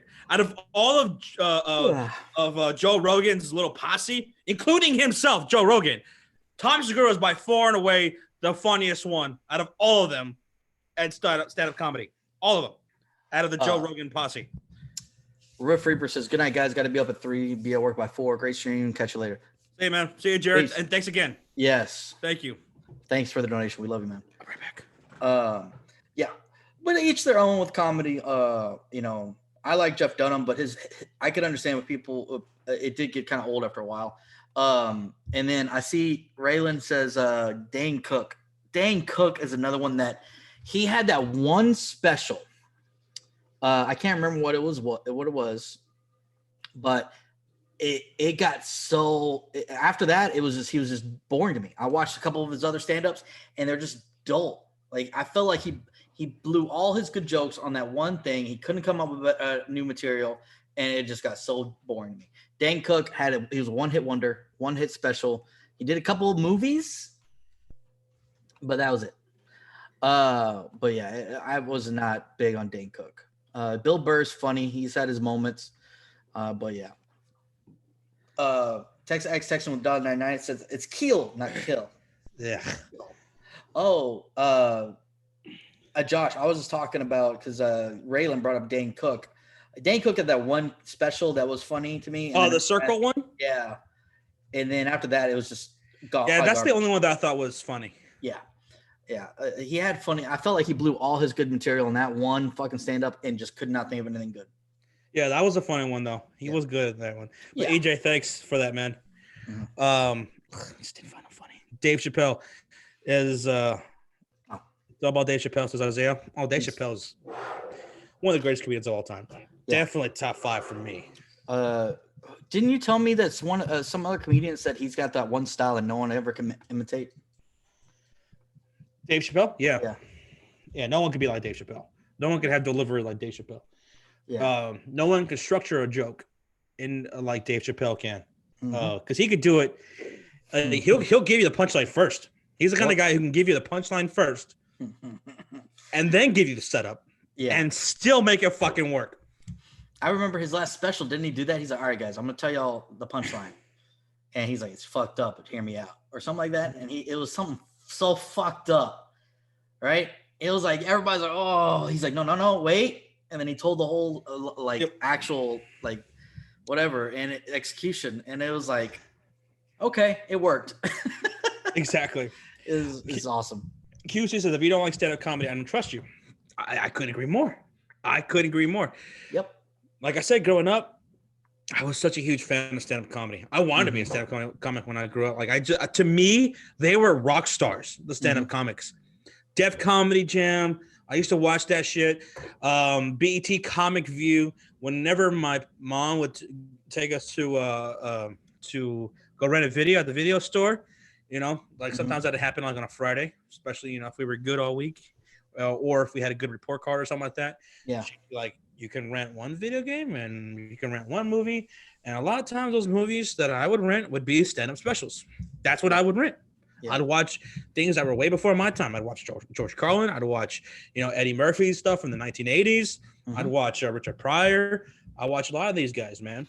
Yeah, I feel like when you're watching a comedian stand up, it really helps broaden your imagination, your horizons. In a sense, you're gonna have to think outside the box and stuff like that. That's what I felt like watching comedy specials did for me. Right. Yep. It kind of expanded my imagination. I felt like my thought process. So Michael Brown, Sam Kinison, dude was a rock star. Dude was a fucking rock star. He really was. I love Sam Kinison, and he was a preacher before he was a stand-up comic. He was like, I think he was a preacher. He at a church. Oh, Jesus Christ, that's hilarious. And $1.99 donation from EJ says, growing up, George Lopez was my favorite. I came across George Lopez. I was at my uncle's house, right? And it was really fucking late at night, and my parents and my uncle and my aunt and some of the people that were there, my cousins, they had a lot to drink that night, and we were just chilling. We were up in the attic. This is like in Gary, Indiana, where they lived. And everybody went up to the attic, and in the attics in Indiana for these houses, Sean, they weren't like attics like how they are here. Yeah. Like they were like another floor, Yeah. So with carpet and everything like that, and that was like the chill spot. And my uncle put on the Latin Kings of Comedy, right? And I remember thinking, they did a ripoff of the Kings of Comedy with Bernie Mac and D.L. Hughley and Cedric the Entertainer and all that. Yeah. Like so this is like a spin-off, like a rip-off version of that, right? So it's You're like, I don't know. Yeah, I'll watch it. And I think was named Paul Rodriguez was on there. He was funny. Yeah. And then after him was George Lopez. This is my first time ever watching or listening to George Lopez, and he had me dying, man. He had me dying. That shit was so fucking funny, and I became a George Lopez fan right there. George Lopez is good. Now, Ghost Skittles asked if we liked Impractical Jokers. I never liked it. I don't think Josh did either. That show, Impractical Jokers. No, never really liked that show. I thought it was. I don't really think it was really jokes. It's just them making themselves do embarrassing shit. I just I live 5 minutes away from Gary, so you probably live like in Maryville, Griffith, Hobart, East Chicago. You probably live somewhere around there, right? I'm familiar completely with Lake County, Indiana. That's where a lot of my family live, from both sides. So very familiar, man. Yeah. Spent a lot of time up there. Spent a lot of time in Gary. It was like a home away from home, Griffith, Indiana as well. So yeah, very familiar with that. Raylene says he did die in a car wreck. Those God jokes didn't do him any good. Talking about Sam Kinison. Yes, he did die in a automobile accident. See, a lot of people think Sam Kinison, when they hear that he died, they probably think he OD'd or he died because of alcoholism because he was crazy, Sean. Really? And when they hear that he died in an automobile accident, they're not so surprising. But he probably got fucked up and he got into a car accident. No, it was actually somebody else who was fucked up. He was sober. He was driving, and somebody else was fucked up, and they hit Kennison and killed him. That's sad. That's sad. Artro, is that like a ripoff of Jackass? Are you talking about Impractical Jokers? No. Jackass is its own little thing. But I never got. Josh, did you ever get into Jackass, the show? I never got into Jackass. Yeah, I did. Oh my god, that came out when I was in high school. That took over the world. Jackass with fucking Steve-O and Bam Margera, whatever his name is, and then fucking what's the head guy? What was the head guy? Johnny Knoxville. Yes, Johnny Knoxville. I never got into it. I never. Oh my god. Those guys are so crazy. It was. I don't know. To me, I never really liked it. I didn't get into it. It just didn't catch my I liked it because these guys were. I liked it because they were legit crazy. They were fucking insane, and these things that they did. Were like, how do they not die? Like they didn't give a fuck, and that's what I liked about it. They didn't give a fuck. I remember watching some of the little clips from it and stuff, right? And I know Steve-O was just completely like fucking nuts. He said he's broken like almost every bone in his goddamn body at this point. And but I know a lot of people, from what I heard, Johnny Knoxville fucked over Steve-O. He took all the money from it or something like that, right? Yeah. I heard that Steve-O got screwed over from all the money from Jackass. I think though the craziest one out of all of man, it's tough to say, but the craziest one out of all of them might be Bam. That dude was nuts. Who? Bam Margera. Which one is that? He was one of the. He had his own show. He had his own little spinoff show, and he would fuck with his parents, and he. I probably recognize him if I saw him. And he'd beat the shit out of his Uncle Vito. But Bam was insane. Insane. They all were, but Bam, like I felt like he did not care about dying, like at all, ever. I don't think any of them cared about dying. Yeah, dude. Bam was insane.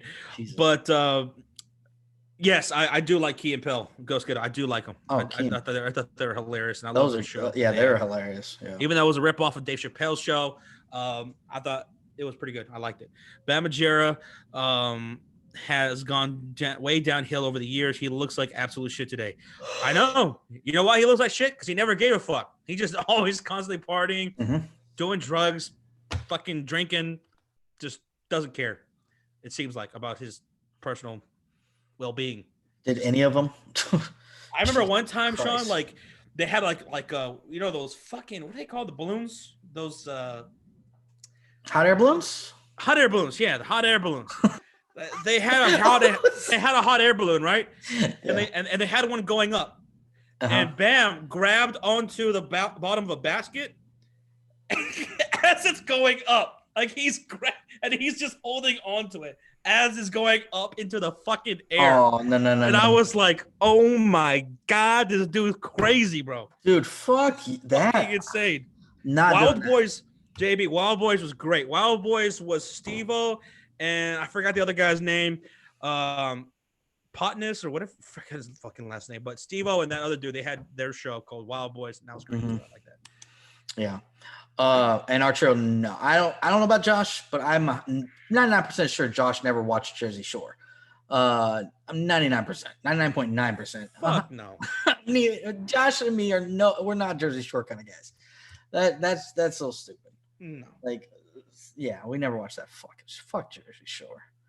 I would never. Snooki? Oh, Snooki. Yeah. I would never get in a hot air balloon. Oh, you wouldn't? No. I'll do it. No. Why not? It's this basket. Yeah. Is attached to this big ass balloon, and that's it. Yeah. Got me up. I'm done. Honestly, I'm not gonna lie. I'd be scared to fucking death because I'm afraid of heights. But I'd fucking do it. You go way up there too. Yeah. Can't do it. You're Let's just go. in a all that's between you and death is a basket. Let's go. Basket. I'll do it. That happening. I'll do it. I'll record it and then I'll share it. You've been in a hot air balloon, Ghost? Real? You're a madman. I'll do it. They have these hot air balloon festivals all the time here in Dallas area.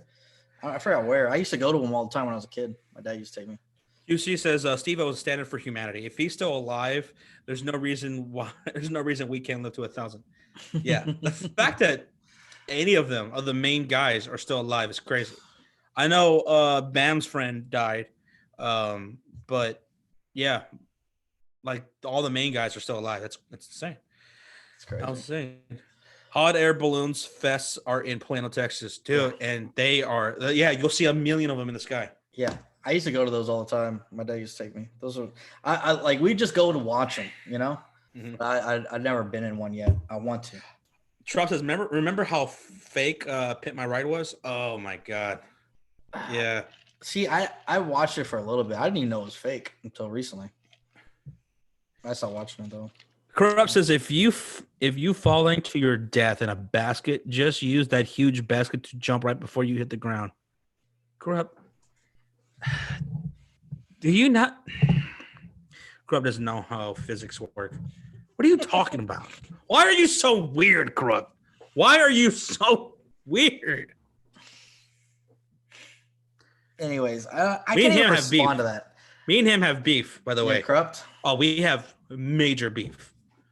Major beef. Why not? Why There's not? a war chicken? between me. Huh? Why does it have to be beef? Why can't it be chicken? And we're gonna end the stream.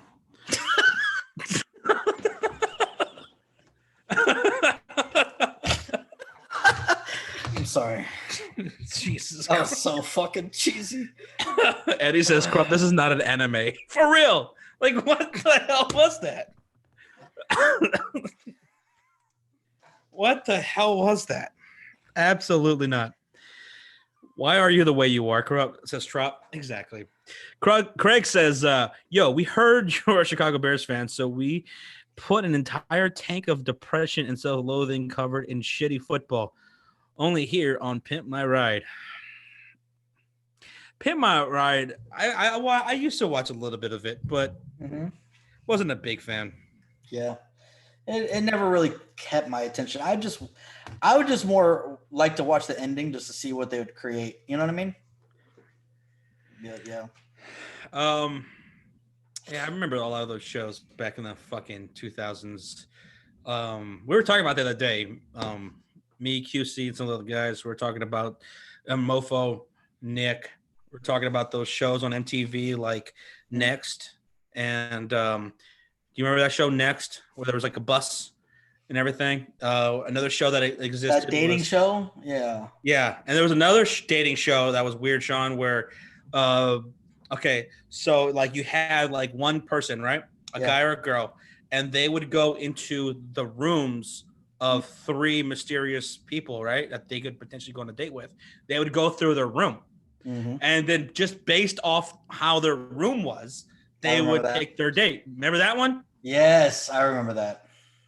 But that was all such a setup, bro. Like, oh my God. Oh, of course. They all were. It's all they already knew who they're gonna pick and all that shit. That's so stupid. Those shows are so. That's why I don't like honestly watching those kind of reality shows, Josh. Because I already know so much of this shit is all fucking fake. People, even if it is reality, a lot of the people act fake because they know they're on TV.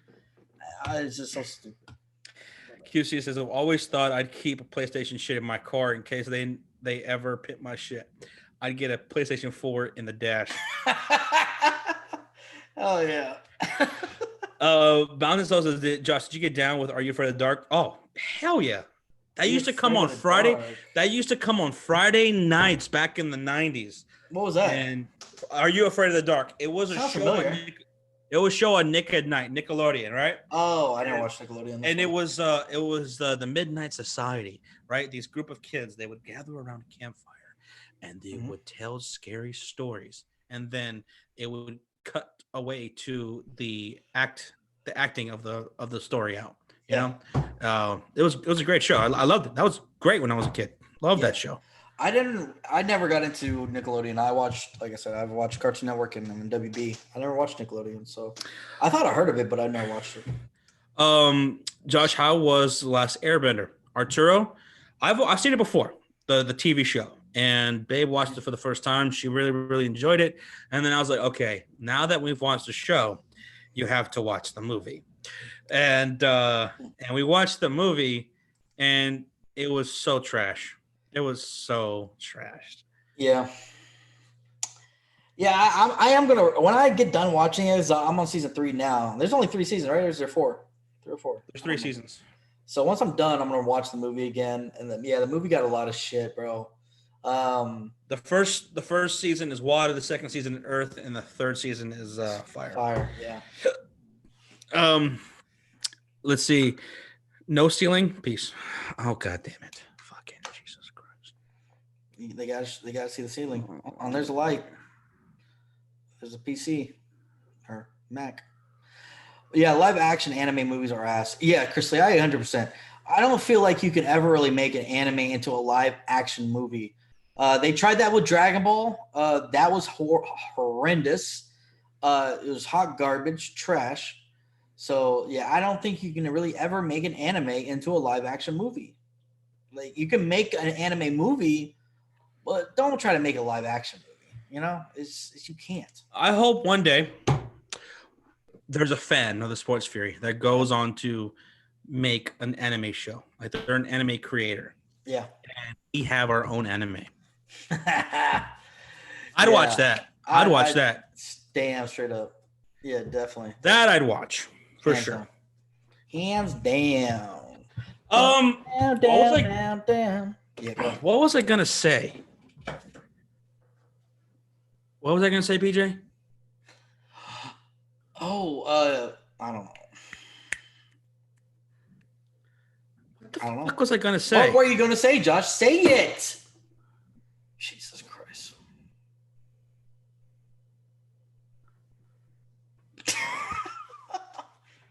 No. I'll be back. We'll figure it out, Josh. After these messages, I'll be right back. Yeah, I agree with you, Crub. If an anime makes live action instant, don't watch. Yeah, exactly. Josh, when I make it to the NFL, I'm going to shout you guys out, says Isaiah. Okay, buddy. Appreciate it. Good luck on your dream. The Bears TV, what's up, man? What's up, guys? Sorry I'm late. And when do you think Dak will sign a contract, or will he not? He will, but I don't expect it to happen until July. So thanks for hanging out with us. The Bears. Ghost Skittles, I'm not gonna lie, I slept hard on anime. I'm not a big fan of all animes. I like Dragon Ball Z. I didn't really watch Dragon Ball, the original. I like Dragon Ball Z and on. And then obviously Avatar: The Last Airbender is great. Yu Yu Hakusho is another good anime that I watched. I haven't finished it though. But yeah, some anime is good. Some anime I didn't really get into. So what's up, The Bears TV? And there you go, QC. That's what I was gonna say. Hi. Tell us a story. I don't know what story to tell you right now. I have plenty of stories, but I don't feel like it's the timing's right for story time. I feel like it's gotta be natural, it's just gotta happen. Yeah. Yeah, I don't know. But, you know, these are weird times we live in. These are weird, crazy times that we are living in. And I don't know what the future holds. But I don't know why, but I'm feeling weirdly optimistic about it. I don't know. It feels like things are about to just. It's going to be a snowball effect of things about to happen. I feel like we're on the horizon of something new. You know what I mean? Like, do you feel that? Oh, absolutely, absolutely. I feel it. I've been giving a tremendous amount of thought about the future, the immediate future, the long-term future. You know, just recently, I found out that I no longer have a job anymore. I mean, I was furloughed when the stay-at-home order happened, and I just recently found out that I no longer have a job. There's no job to come back to. So, and I figured that was going to happen. I've talked about it here before on stream. I talked about it with Sean, and you know, and for the reasons why I'm not going to be coming back is for the reasons why I figured was going to happen. You know, the stay at home order. You know, it was hard on a lot of people, and a lot of businesses lost a lot of business, right? But where I worked, they started picking up business soon after the stay-at-home order started. You know, where we got furloughed, and maybe like 2 weeks later, they started conducting business again, right, in a different kind of way. And one thing that I talked to Sean about, and I talked about it here before on stream, that I have a feeling what my company is going to do, I think what a lot of companies are going to do, that furloughed their employees due to the stay-at-home orders. Yep. A lot of them are probably not going to come back. I probably won't be asked back. And because what they're going to do is they're going to not bring those people back, and they're going to hire people at a much lower wage, right? Yep. And that's what they're going to do. And that's what my company decided to do.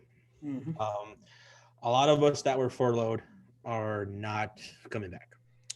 I was just told that by my manager, who his name is Nolan, and you know, he was always good to me. He always was. He was the best boss I ever had. He always kept it straight with me. He always had my back. He always, you know, whenever I was going through anything, whenever I needed time off, whenever a bad situation arose, he was always there.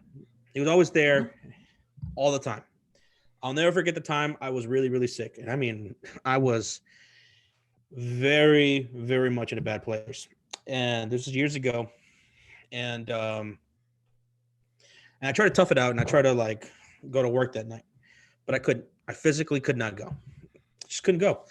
And my boss, this was during a weekend. This is when I was working weekends, and my boss Nolan, he took time off because he was a supervisor, he was a manager for our department, and he was also going to school too full time. So he had a lot on his plate, and he took time off to go to Austin, where he liked to go and hang out and stuff like that with friends. Yep. And I called him. I told him I can't go to work. And that was like the first time in many years I called in on any of the jobs I've ever had. Just because, you know, I always tough it out and go to work and do my job. And I called him. I said, I can't make it in tonight. I just can't. And this was like hours before my shift was to start. And he said, no problem, man. I'll figure something out. Well, nobody else could work my shift that night because it was a 12-hour overnight shift. Nobody else wanted to do it. Nobody else could do it. So he cut his trip short, and he drove all the way back to Dallas, and he covered my 12-hour overnight shift, and then worked half the next day because he was the manager, right? He has to be there. And I'll never forget that. You know, and he called me. He told me straight what was happening, and he told me if there's anything that he could do, he would, as a reference or whatever in the future. I could use him as a reference and whatever. If I straight up needed to help finding a job, he would do that for me.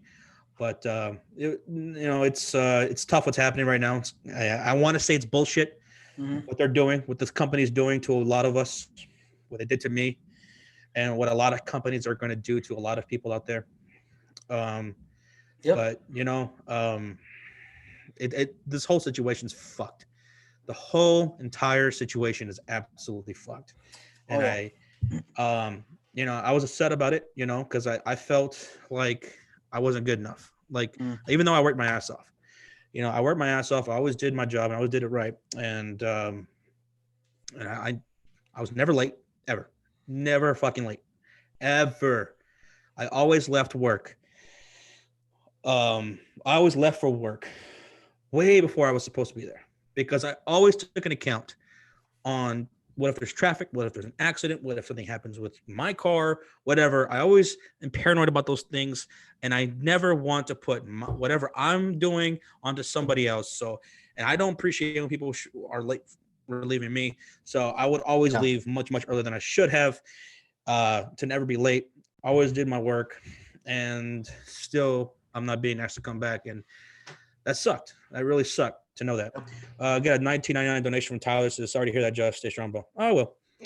Yeah. And, and like I've said before on the stream too, like a long time ago, I've kind of like started mentally preparing myself that I would not be asked to come back to work, because I feel like that's just something a lot of companies are going to do to their employees.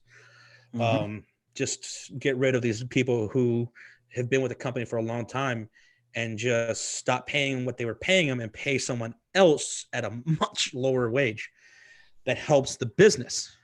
Because at the end of the day, it's all business, right? But still, it made me feel like shit. And, but, I've been doing a lot of thinking lately, a lot of thinking. And I'm thinking, okay, well, this sucks. It really does.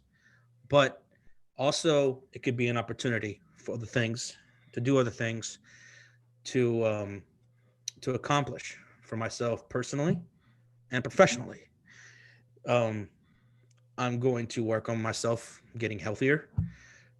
I've already taken steps in trying to do that, and I will continue to do that. And then about, on a professional level, there's a lot of things that I want to think about, that I want to maybe get into and try. And also what it means for this channel is, a thing that me and Sean haven't done a whole lot of is, we haven't been able to make a whole lot of videos or do a whole lot of things that we always said we wanted to do, but we just never had the time because of his schedule versus my schedule, and just how it couldn't work out that way to do some of these things these great ideas that we would have. And maybe we can start doing some of those things, and take this channel and trying different things and, maybe make it better. The Sports Fury. But there's also other things that I'm interested in thinking about doing as well. So just lately, just been taking a lot of time for myself and thinking about the future, on a personal and professional level. But yeah, I worked there for 8 years, almost 8 years, almost 8 years. And that's what sucks with this whole situation. Me and Josh knew it, and we talked about it right when all this first happened, that this is a big possibility that a lot of companies would do. And it sucks that nowadays, I feel like nowadays so many companies could give two fucks about their employees, and rewarding loyalty, they would rather cut costs and save money, right? Except for rewarding loyalty. You've been there for 8 years, and I hate that. I hate seeing that. That's what this all these businesses have gone to, the corporate shit that's gone to, and there's no more loyalty to employees. There really is none. So at the end of the day, you got to look out for yourself and stuff like that. And the thing is like, and how Josh is approaching this is exactly what you got to. You got to take it as, you got to move forward. You got to see what's on the horizons and figure out what you want to do and what you have. But what comes your way, you have to just go with it. Yep. Shit's gonna hit you when you're not expecting it sometimes, guys. You know? Yeah. Me and Josh have both been in situations where our whole situations have just been flipped upside down. You know? Oh yeah. Personal lives, professional lives, everything. So yeah, all you can do is move forward. And when Josh told me this happened, he knows I'm here for him if he needs it, and I know everybody in the chat is here for you, Josh. So that's Absolutely. wow. Yeah. Like I said, I'm feeling very optimistic about the future. Yep. So I think the second half of 2020 could be good. It could be really, really good. Of course, we don't know exactly what's going to happen. Things that could arise, but we can make it a good second half of 2020 as shit as it was in the first half. Yep. And then going to 2021, who knows, what we can do, what we can accomplish together. So, yeah. Yeah. Exactly. So, just gotta go with it. What's up, Engraven? What's up, bro? How you doing? See you in here. Graven, what's up, man? Hopefully you're having a good night, man. Hopefully you had a good Memorial Day. But yeah. Hell yeah.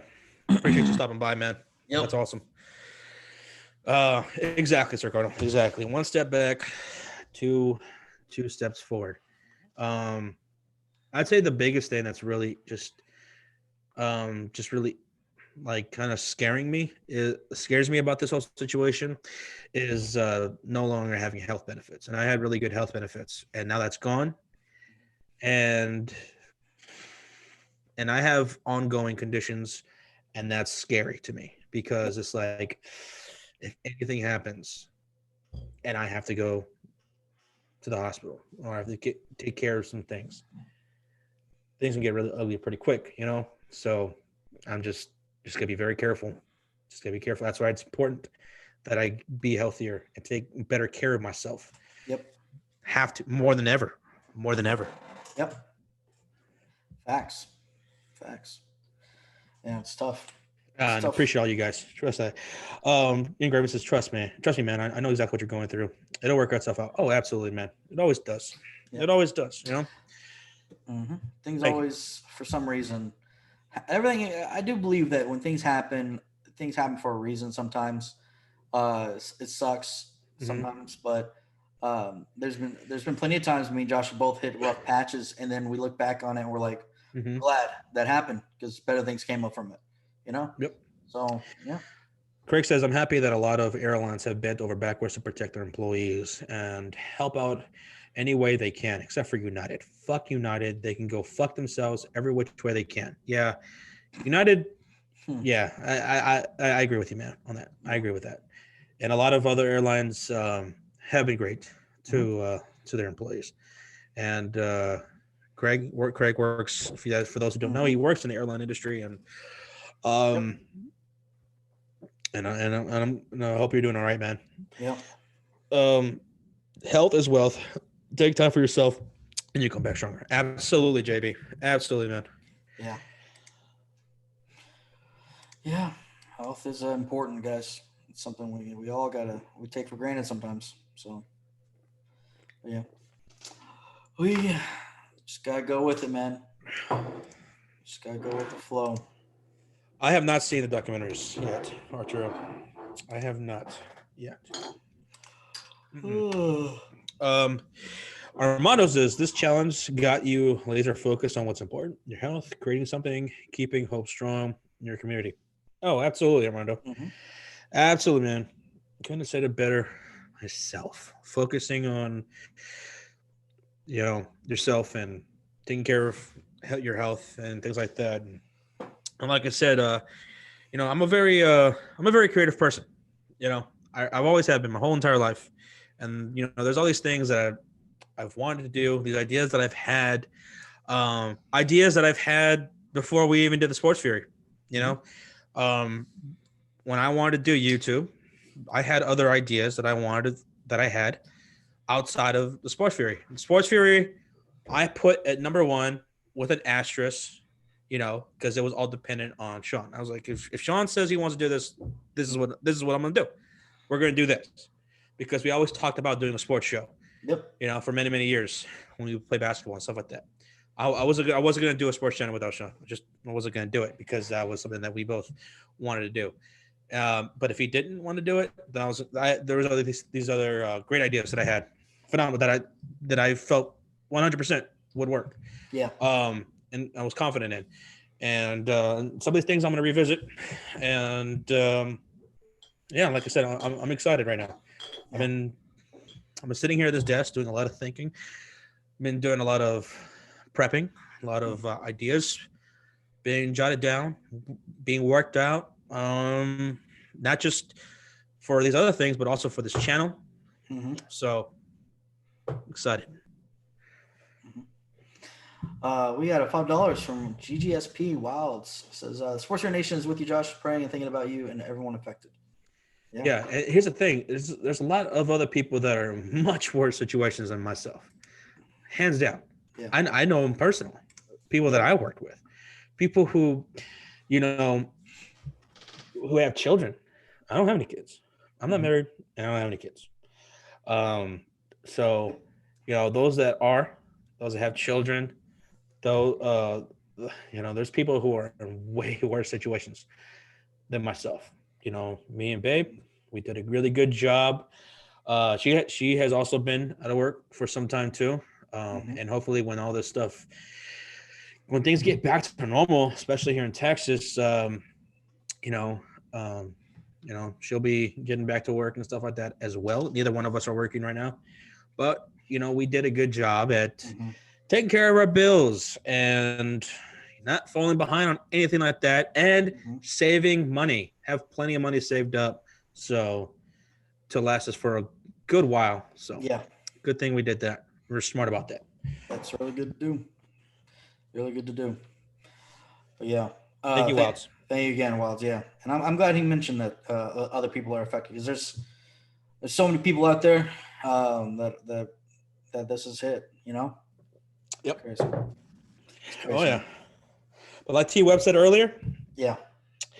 Even though they're not bringing me back, they're paying me unemployment. Oh yeah. They're fucking paying me unemployment. And you know what? Right now, especially with the virus and stuff like that, they gave me an extra $600 on unemployment.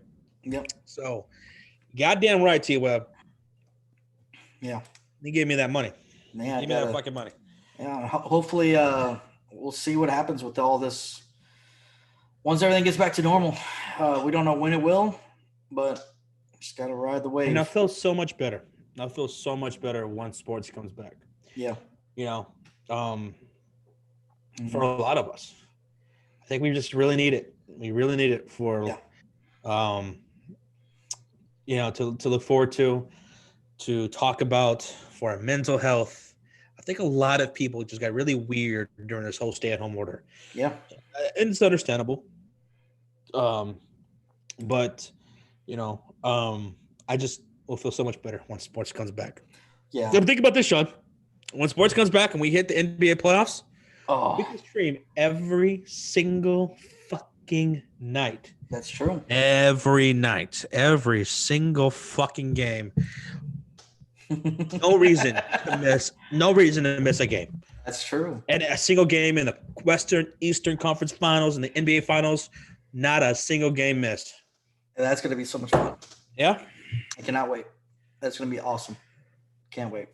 You know, for the NFL season, you know, remember how last year we couldn't do any collabs? We just didn't have the time for it. Nope. We barely squeaked by with the fucking weekly pick'em. Like, you guys have no idea the tight window, the one tight window each week to record that thing. And then I had to take this fucking big ass computer and take it to work. And then on my downtime, edit the motherfucker to be ready for the next day. They have no idea how it was crazy. Right when we ended clicked end record, like we're rushing out the door. Josh has got to get away. Josh had to leave. Josh's got to put everything up. Josh is like, put up the lights. I gotta get the fuck out of here. Like, Josh is packing up his computer, grabbing his lunch, grabbing his clothes, and I'm putting up the lights, and just we're all running out the door. Like, yep. It's just, that's how. So we couldn't do any collabs. So with this now, me not working. Yep. being more focused on the channel, we can bring in those collabs. We can start doing a lot more collabs. Like we have every night to work with now, Sean. We can have I have all these nights to fucking edit the videos and stuff like that. Take more time with it. We can do some of these ideas that we've played around with that we think could work and could be fun for our channel and for our audience.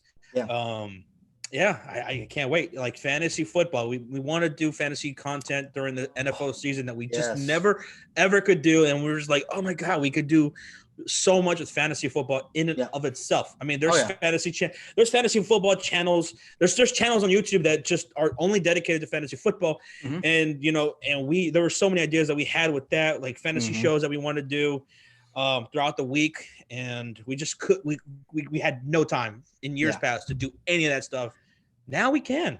I feel like when we tell y'all we have so many ideas, we've had these ideas for the longest time. We just, our jobs just in our time, our schedules just never permitted us. We have so many ideas for so many different video segments and all this different things that we want to do. And it frustrates us. It frustrates us because we want to do that for y'all. And we see y'all asking for this and that, and we can't. And absolutely, Craig. Absolutely. And when I see these other channels, like especially during the NFL season, and they're putting in tons of work. I see Bad Dog, he's putting in tons of work in there, and I'm just so inspired by it. Philly 500 always putting in work. Tom Grossi, the Entertainer, all these guys, they put in a lot of work into their craft, and they put out these fucking videos and things like that.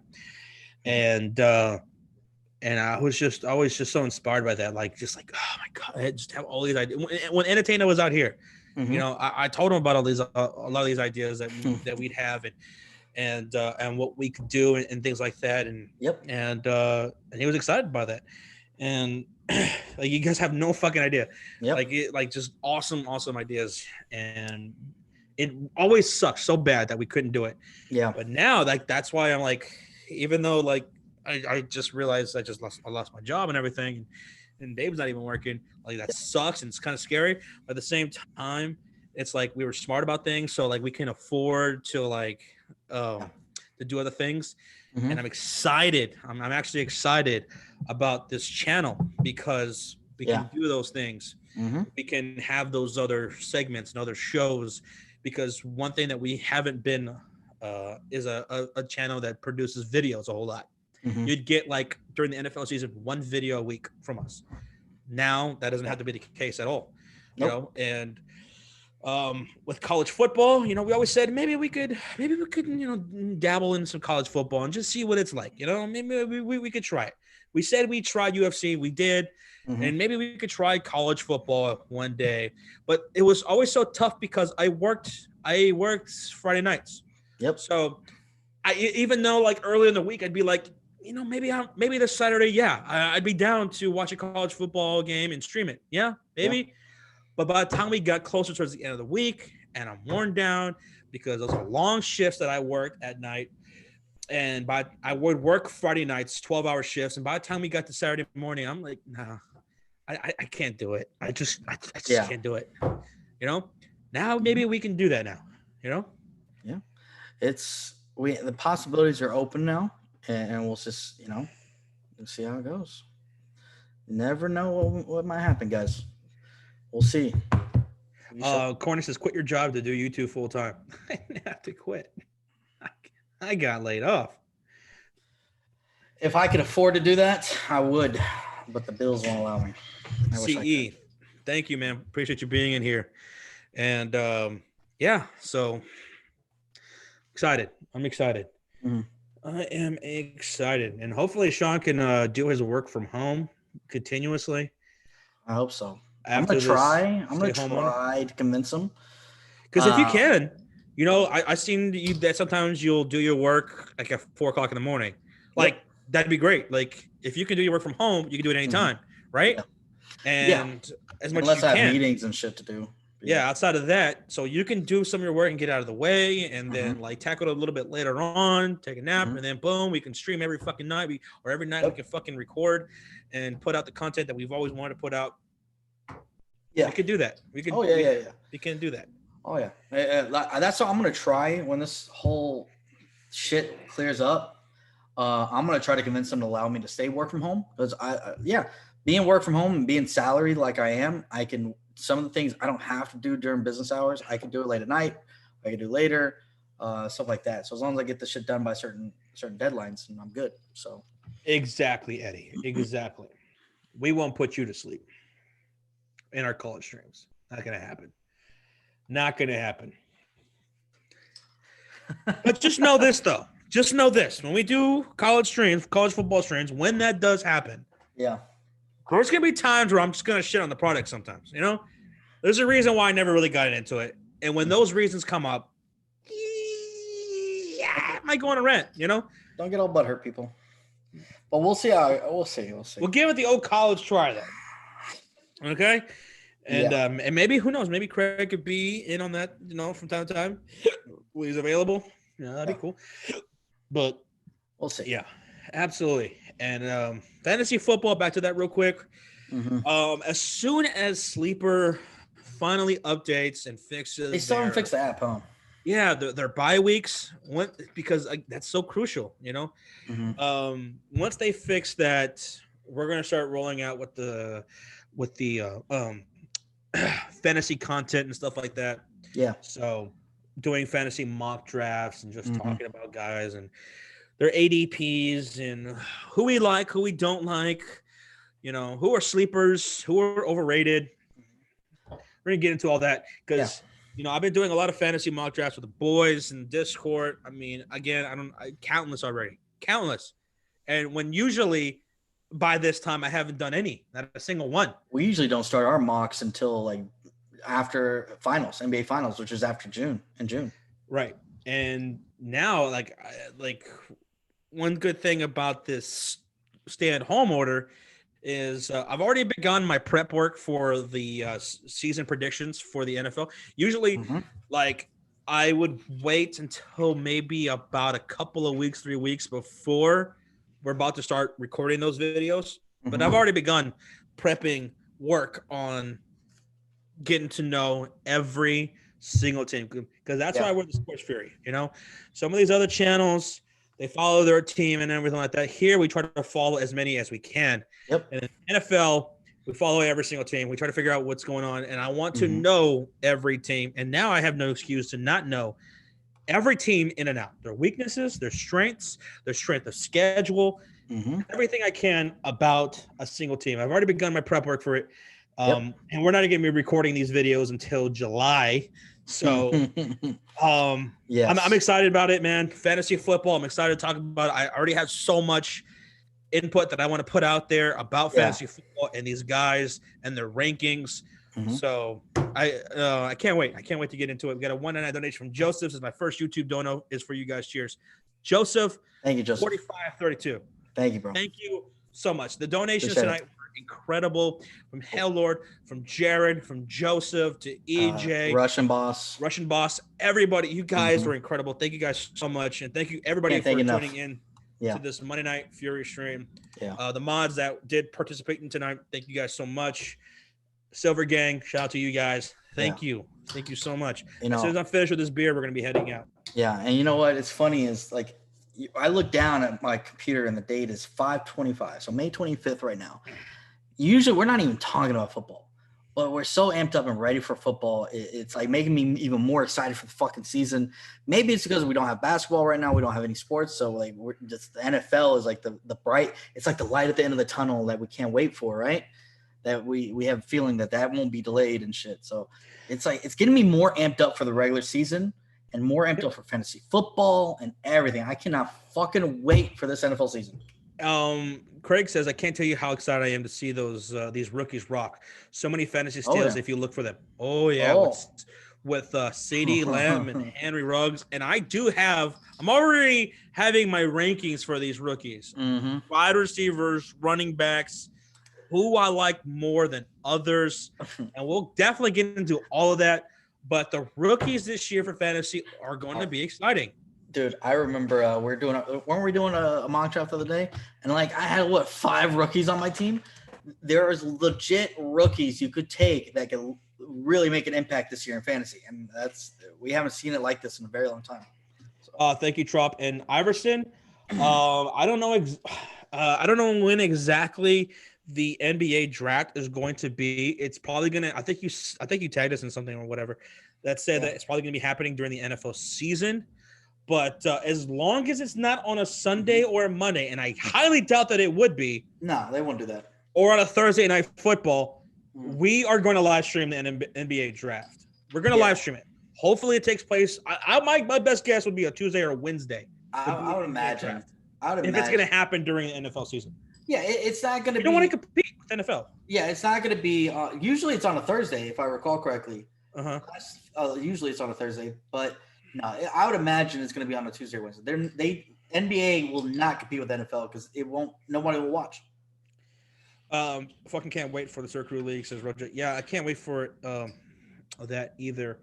What I like about the Circuit League, why it's probably my favorite league, is because of how active it was. Yep. You know, Sean and I, we have our own money league that we've been running for going on 10 years now, and it's awesome. We love it and everything, but you know, and we do those drafts live in person, and we have so much fun every year. That's why we do it every year in person. We have so much fun, and we've known a lot of these guys for many years, right?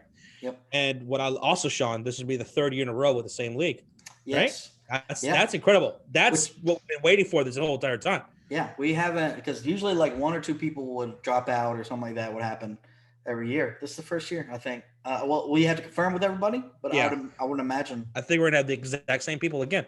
Yeah. So that's awesome, and we love that league. That's our baby. That's what we created together. It's gonna be 10 years now. But why I love the Circuit League is it's so active. We talk to these people every single day. Cardinal TV, Rocha, we talk QC, Nick Howard, Crazy Mofo, Tropical Mayhem, Jared Page. These guys we talk to every single day. We're talking about trade opportunities. We're talking about the waiver wire as it happens, after it happens. And now we're making a money league. It's become, even though it's been 1 year, it's become my favorite fantasy league. And as far as our subscriber leagues go, you know, for those who are wondering about information about that, because we've already had some questions about that, we will always post a video giving you guys the exact information about those subscriber leagues. And please just be active, because the more active we're gonna do everything in every single league. It doesn't matter if it's $100 buy-in or if it's a free subscriber league. Sean and I are going to be on top of our game, and we're going to try to make all the moves that we can to make our team good. We're going to work the waiver wire. But if you're active as well, if we have the entire league active and talkative, you're going to make it more fun for us, and it makes it more fun for everybody else. Because we're going to be there. We're always going to be there. We're there to talk. Everything like that. So if you join our subscriber league, our free leagues, please be active and talk along with us, because that's what we're about. Because you know what? We mentioned it last year, and we'll mention it again. If you are inactive, you don't set your lineup, you guys are on a bye week, and you don't remove them from your starting lineup, we will write down your name, and you won't play in our subscriber leagues again. Because there's so many people that want to join that don't get to, because they fill up fast, and we get hundreds upon hundreds of emails wanting to join. And if you're not willing to play and be active, there's so many people that want to play, and they will be active, and it's unfair to them. So if you fuck up and you're not active, you won't play with us again. Just, not to be a dick, but we kind of have to. And QC says hashtag no last this year or something like that. It was up there, but I want to get into that real quick. But I want to say this about Craig. He says, my eyes are wide and my heart is pumping to see Jonathan Taylor with the Colts. Yes. Yeah. I'm very excited about Jonathan Taylor, man. This dude this dude looks really good, man. He could be a steal of the year depending on the value you get him for. And that's very important in fantasy. Value. It's one thing a player is good, but where do you get him? Yes. And where does he fall on your roster? Jonathan Taylor of the Indianapolis Colts. It's going to be him and Marlon Mack, right? And I'm loving Jonathan Taylor. So I agree with you there, Craig. But QC, I want to say this because this is something that we haven't brought up for some reason. You have completely got away with your punishment. Oh, You got away with your punishment of the Circle League. And don't think that's going to go on any further. You have to face a punishment. And I'm pretty sure Nick Howard has that punishment already for you. I think it was something along the lines of you getting fucking drunk and doing some sort of activities while drunk. I forgot what it was. Wasn't it the drunk combine or some shit? So drunk combine, yes. Yeah. And Nick has the details. I want you to do that. That's what I want you to do. I totally forgot about that. Little sneaky little bastard he's not brought it up. He just fucked up. Yes. Yeah. I remember saying forever ago, says QC, that I was going to set the standard for this league's punishment. So hit me up. There you go. Now, I wonder if I feel like we're still trying to figure out for the whole season what the punishment was going to be. We got to figure out a punishment and set that in place. Like if it's going to be the drunk combine or something, like we should set something in place. Check out this punishment from Craig. It says, my punishment in my work league was taking a 4-hour Greyhound bus to Houston to watch a U of H women's basketball game, then immediately taking a Greyhound back to Dallas. Ugh. Oh, God, that's terrible. Jesus. Hot Take Hawkins says, I feel bad for being inactive in the NBA league. Sorry, Roach, and to the guys. School was just so messed. I can commit next time unless I'm 100. I can't commit next time unless I'm 100%. But it was fun. No worries, Hot Take Hockey. But look, that's another thing, that we've come to learn. Because, me and Sean, we never really got NBA fantasy. And then there was that 1 year we tried it. It was and we just did not like it at all. Yeah, we didn't like it at all. It was just too much. Didn't get it. Yeah, just didn't like it. And then a certain guy fucking this past year into the NBA season, we were in voice chat on Discord, and he was trying to get his fucking league started, and he had everybody involved. But for some reason, there was somebody who at the last minute wasn't showing up, and they were about to start their draft like within a day. And I just so happened to be in the voice chat, and they were like, and this dude was like, "Hey, do you want to join?" And I was like, I kind of felt guilty a little bit, like a guilt trip or whatever. Like, okay, because like they had nobody else. Yeah. So, all right, fine, I'll do it. Even though I didn't like fantasy basketball, I just didn't like it. And then did the draft, and the draft was fun. Draft was always fun. And then we got into the season. And it was one league that I was in, and I knew a lot of these people that I was in the league with, and I started to like it. I started to make the moves. I started understanding fully about fantasy basketball and appreciating it, and I really enjoyed it. And then there was two people who just weren't active. They didn't know what the fuck they were doing, and they weren't active. Yep. So those two people got kicked out, and then QC and Sean took their spots. They took over their shit teams. Oh, God. And then, Sean, you became, like, interested in fantasy basketball too, right? Like, to like it? Yeah, I feel like you have to play with the right people, It is a lot still going on, and I feel like there were a few things that we'd like to change in it. But overall, yeah, it was fun. I feel like any fantasy could be fun if you're with a good set of people that are active. And yeah, it was fun. I wish I would have been able to draft my goddamn team. My team was hot garbage. Yes, you can, yeah. Jesus fuck. I still almost made the playoffs, but then obviously everything happened. I think I was out of it after. I was still in it all the way up to like the last couple weeks. And then obviously everything that happened. But God, it was that was crazy. Yeah. No, I feel like honestly we got to switch it to categories. No more straight points. But yeah. Oh, I know QC's team was worse, and thank God I didn't take over QC's team. But yeah, I tried my damnedest, man. I tried to claw my way back, but it was so tough. Yeah.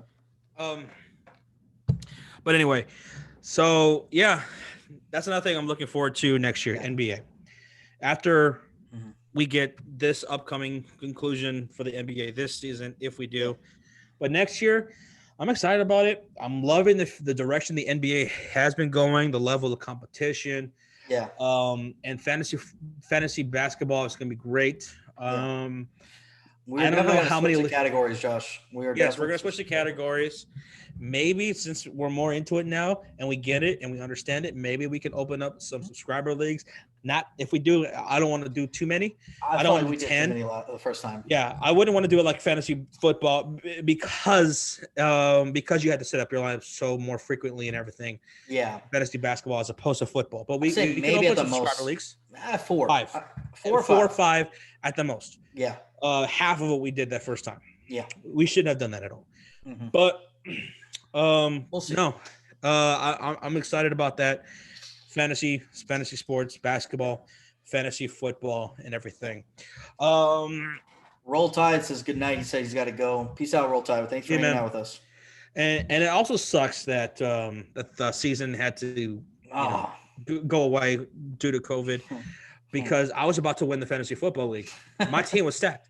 My team was absolutely stacked. There's no denying it either, because even though you weren't able to draft your team and everything, Sean, there was this one night Ricardo was streaming, and then the ball started rolling with trades, right? Mm-hmm. Because trade deadline was coming up. Yep. And oh my God, I think you fell asleep or something, but that whole night I was at work. There was so many trades. Oh yeah. So many. My team completely changed. Sir Cardinals team was completely different, and so were others. And I remember my team after that night. Roach tried to fuck over my team because that's what he does. He always tries to fuck me over, and is an asshole like that. He tried to, and also a fucking hypocrite. So he tried to fuck over a major trade didn't he veto a trade?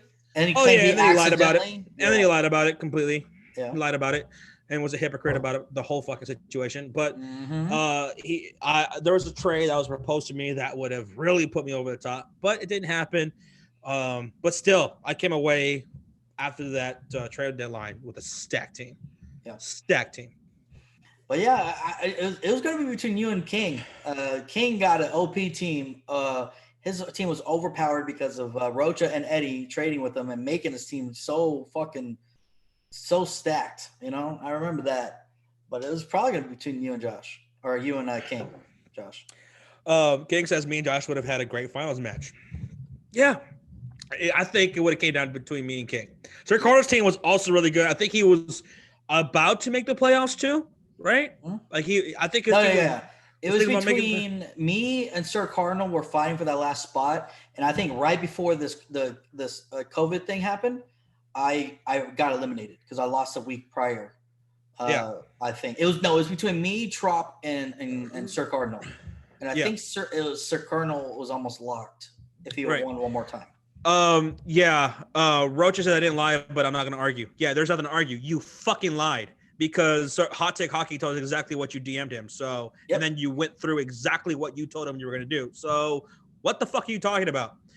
And also, even if you didn't lie, you were absolutely a hypocrite that night. There's no arguing about that either. I mean, you can have your little stance all you want, but you were a hypocrite that night for a fucking fact. Yep. So it's good that you don't want to argue because you have no case. Yeah. But any case, and if you ever want someone to really commission a fucking fantasy league, you just let me and Sean know. We could do it. Yep. But anyway, because you have to be fair, right? You have to be fair. What goes for you and everyone has to go for everyone else. Oh yeah. Absolutely. I remember the fact that because I woke up to all these trades. I remember waking up and seeing Roach made a trade. It was instantly approved within 2 seconds by him, his own trade. But I remember seeing someone else's trade. I don't remember who, and he was waiting for people to veto or vote on it. Why didn't you give anybody else a chance to vote on your trade, but you pushed it through? Just saying. But anyway, I thought it would come down to between me and King, but Sir Cardinal's team. Yeah, I was like, man, don't make the playoffs because after the trade deadline, his team was stacked. He had a good team, so he could have. He could have taken one of us out. He went on a tear. A really good team. Because I'm not just trying to sorry, Sir Cardinal. His team was one of the worst teams right behind QC, or he was right ahead of QC. QC was the worst. Sorry, It wasn't QC's fault, guys. But Sir Cardinals was right there, and then right after he made all those trades, his team just went on a skyrocket. And I think he pretty much already locked it in that he was going. I was no way going to win because I think he had beat me. And then at that point, it was just pretty much between him and Trout. But his team was going off. Yeah, it's going off. Yeah.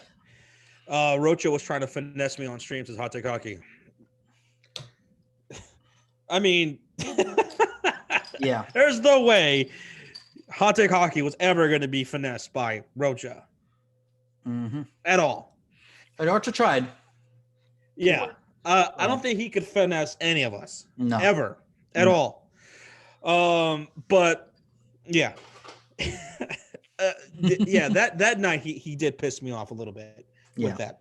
He did piss me off that little bit because as stacked as my team was, Sean, after the trade deadline, it could have been more stacked than that. But accidents happened. Right? But anyway, I love that fucking team, and it sucked. It sucked that it had to go away because of COVID, man. Because we were gonna go into a fun ass playoffs, fun ass playoffs. That's why I really hope. So much fun. Yeah, that's why I wonder if the NBA season picks up, are they going to continue with the ESPN fantasy basketball leagues? Or do they just pick up where it left off, or what? How does it work? I mean, because we were just a week or two, Sean, before the playoffs started? No, I think we were just weeks. one or 2 weeks. We were on the cusp of fantasy playoffs. Well, yeah, they won't do a fantasy. The fantasy they can't do a fantasy because they can't continue because this regular season is only going to be if they come back, it's only going to be like a couple of games, 10 games, maybe if that. Yeah, so there's no way you can continue because most of your players are not going to be in the playoffs in it at all because of the playoffs going right into the playoffs. So at the end of pretty much the season's done. So we just gotta look forward to next season. So there's no real winner. Ooh. There's no real winner. There's really no. I mean, unless you want to crown the winner, being the person who had the best record, and that goes to King PJ. I think he had the best record, and I think he had the most points scored. Yeah, I think so. I think it was. It was. That sucks, man. It really does suck. But it is what it is. God damn, my team is so good. Can't wait for next season. I know. I just can't fucking wait until I can fucking draft my own goddamn team. I come to a team where the guy dropped Blake Griffin, DeMar DeRozan, all these fucking his first 2 picks in the draft he dropped. I'm like, what the fuck did I come back to? And I had a shit ass team. Absolutely. Next year it's gonna be great. You'll be in the draft. Fuck that. It's gonna be better competition. It's gonna be fun, and we're gonna switch the categories, which is even better. Yep. So hell yeah. I had the 3rd seed clinch. Oh, Crazy Mofa had a really good team too. He had a good team. I remember he was very top heavy. Yeah. Crazy Mofo's team was very top, not too much depth, but he was very top heavy. He traded for Giannis. He traded for Giannis. I remember that. So and QC says same, Sean. It was supposed to be my first NBA fantasy season as well. Yeah. So there we go. Well, it's gonna be fun next season.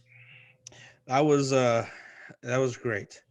So one thing I will thank that kid with the apples is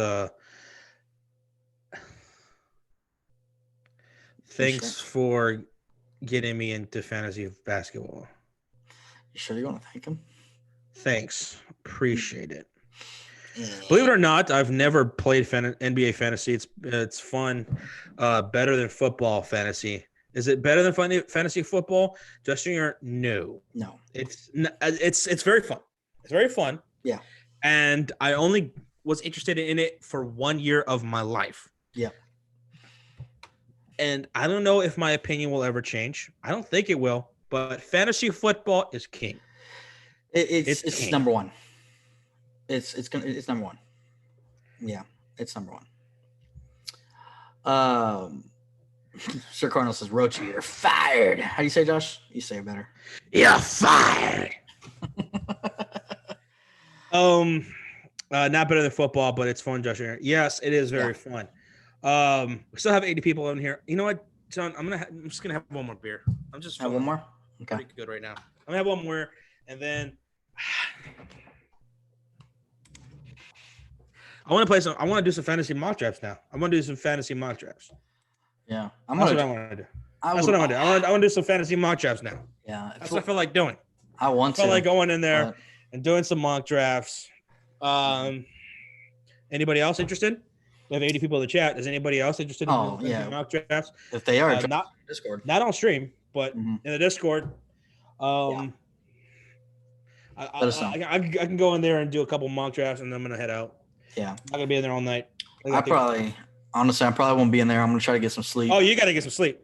Yeah, my sleep schedule's all fucked up. I'm gonna try to get some sleep. Right after the stream, I'm gonna go to bed. So yeah. I'll do one with you on ESPN right now, says Craig. We're gonna do sleeper. We're gonna do sleeper, Craig. No, we're sophisticated around here. Yeah. Okay. All right.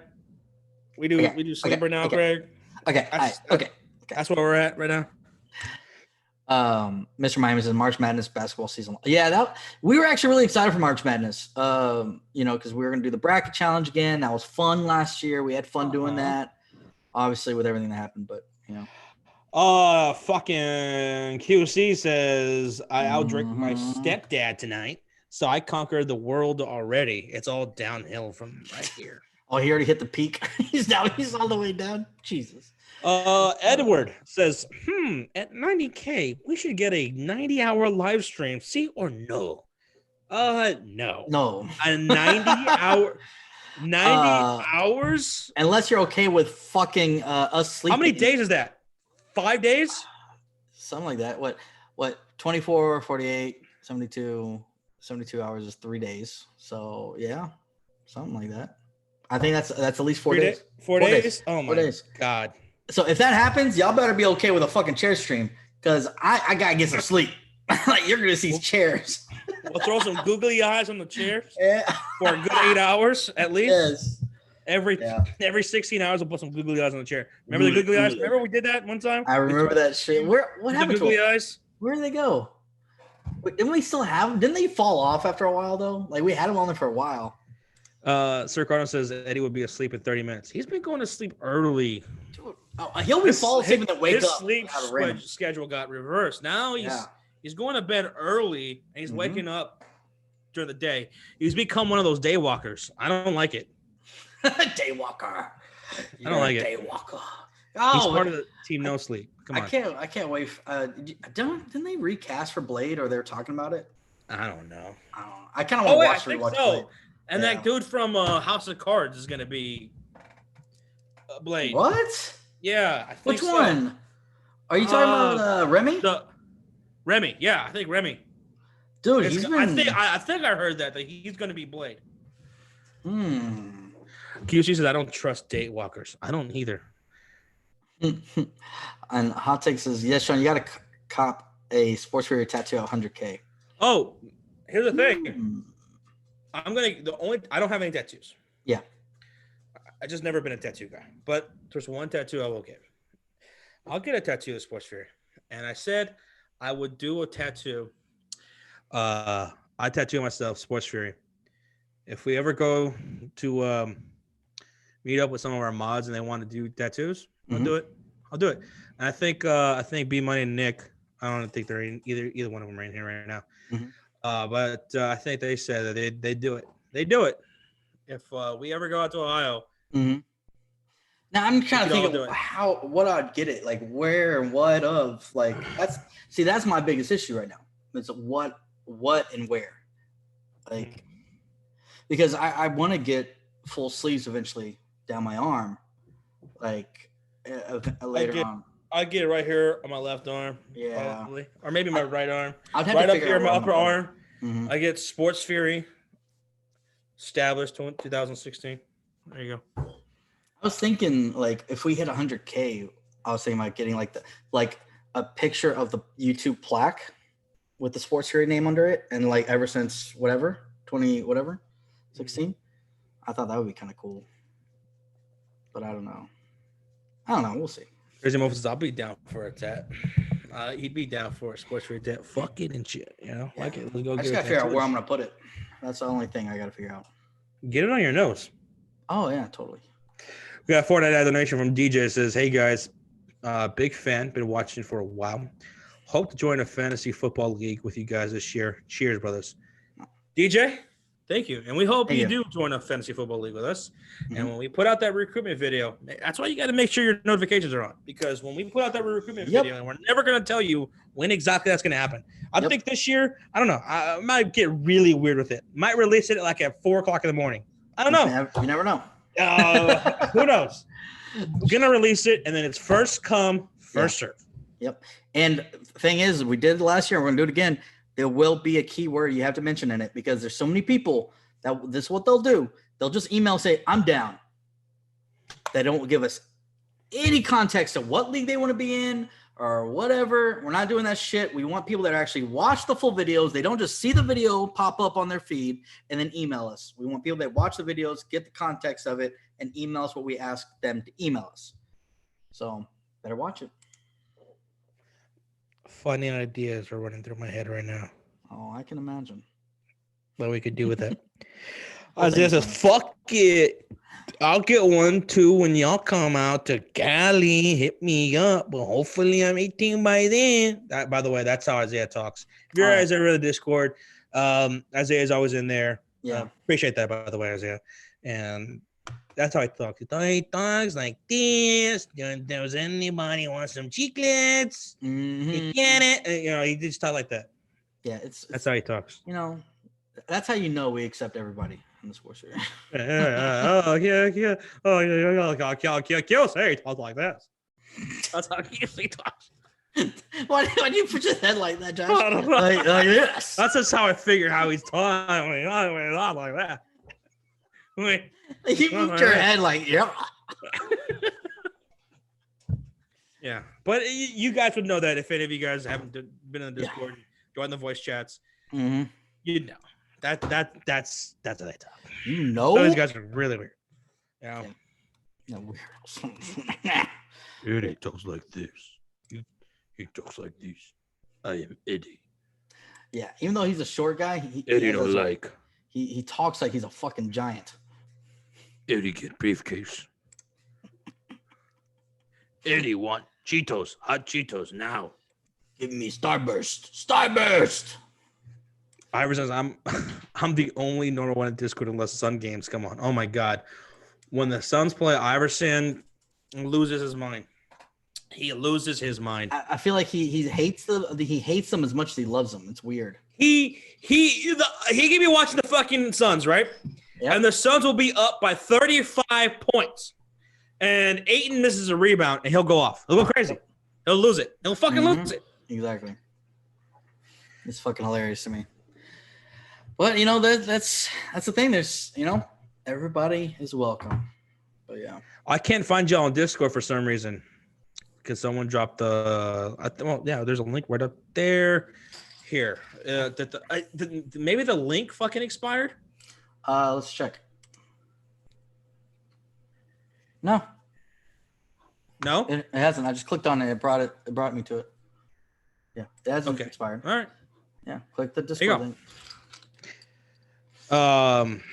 Follow. B1 says, "Man, won't you keep my fucking name out your mouth, bitch?" Wow. Okay. Damn, shit's getting real. Okay. Well.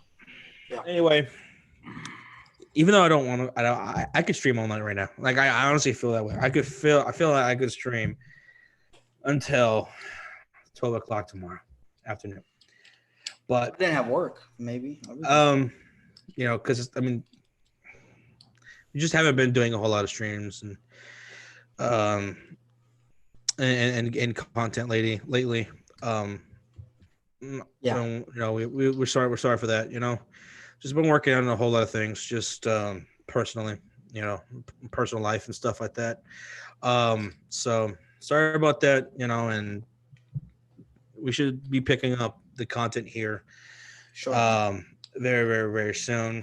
I've also been talking with other people, and I'm pretty excited about things going forward. And just want to say thank you to everybody who's been with us throughout this quarantine, and Yeah. people who have had our backs and people who have been positive throughout this whole experience. People who have had positive things to say, who have been there for us. We really do appreciate that. We appreciate those who have been loyal to us, those mods who have been here, and those other mods who we literally haven't even heard from for like 2 months. Hopefully they're doing all right. Yeah. Don't know what's going on with them. Yeah. We know a lot of people are going through a tough time right now. So hope they're doing all right. And just thank you guys. And again, thank you for all the kind words you guys had for us tonight and myself. Really, really do appreciate it. It's going to be interesting.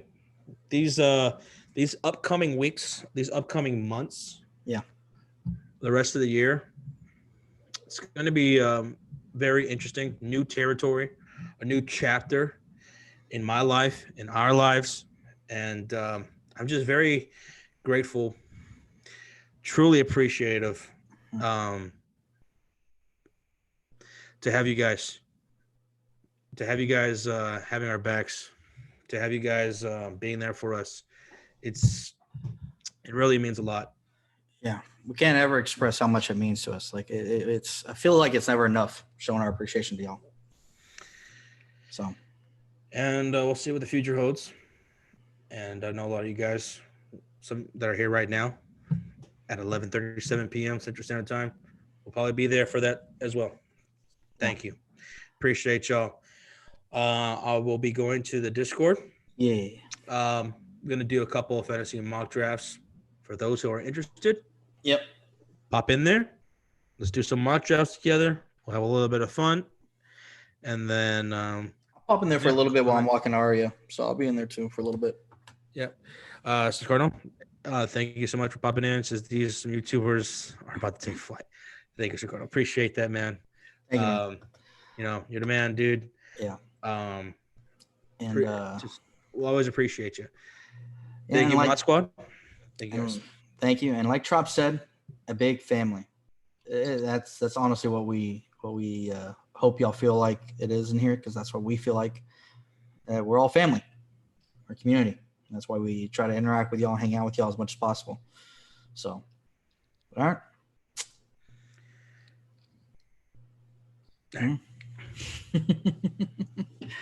All right, we'll see y'all later.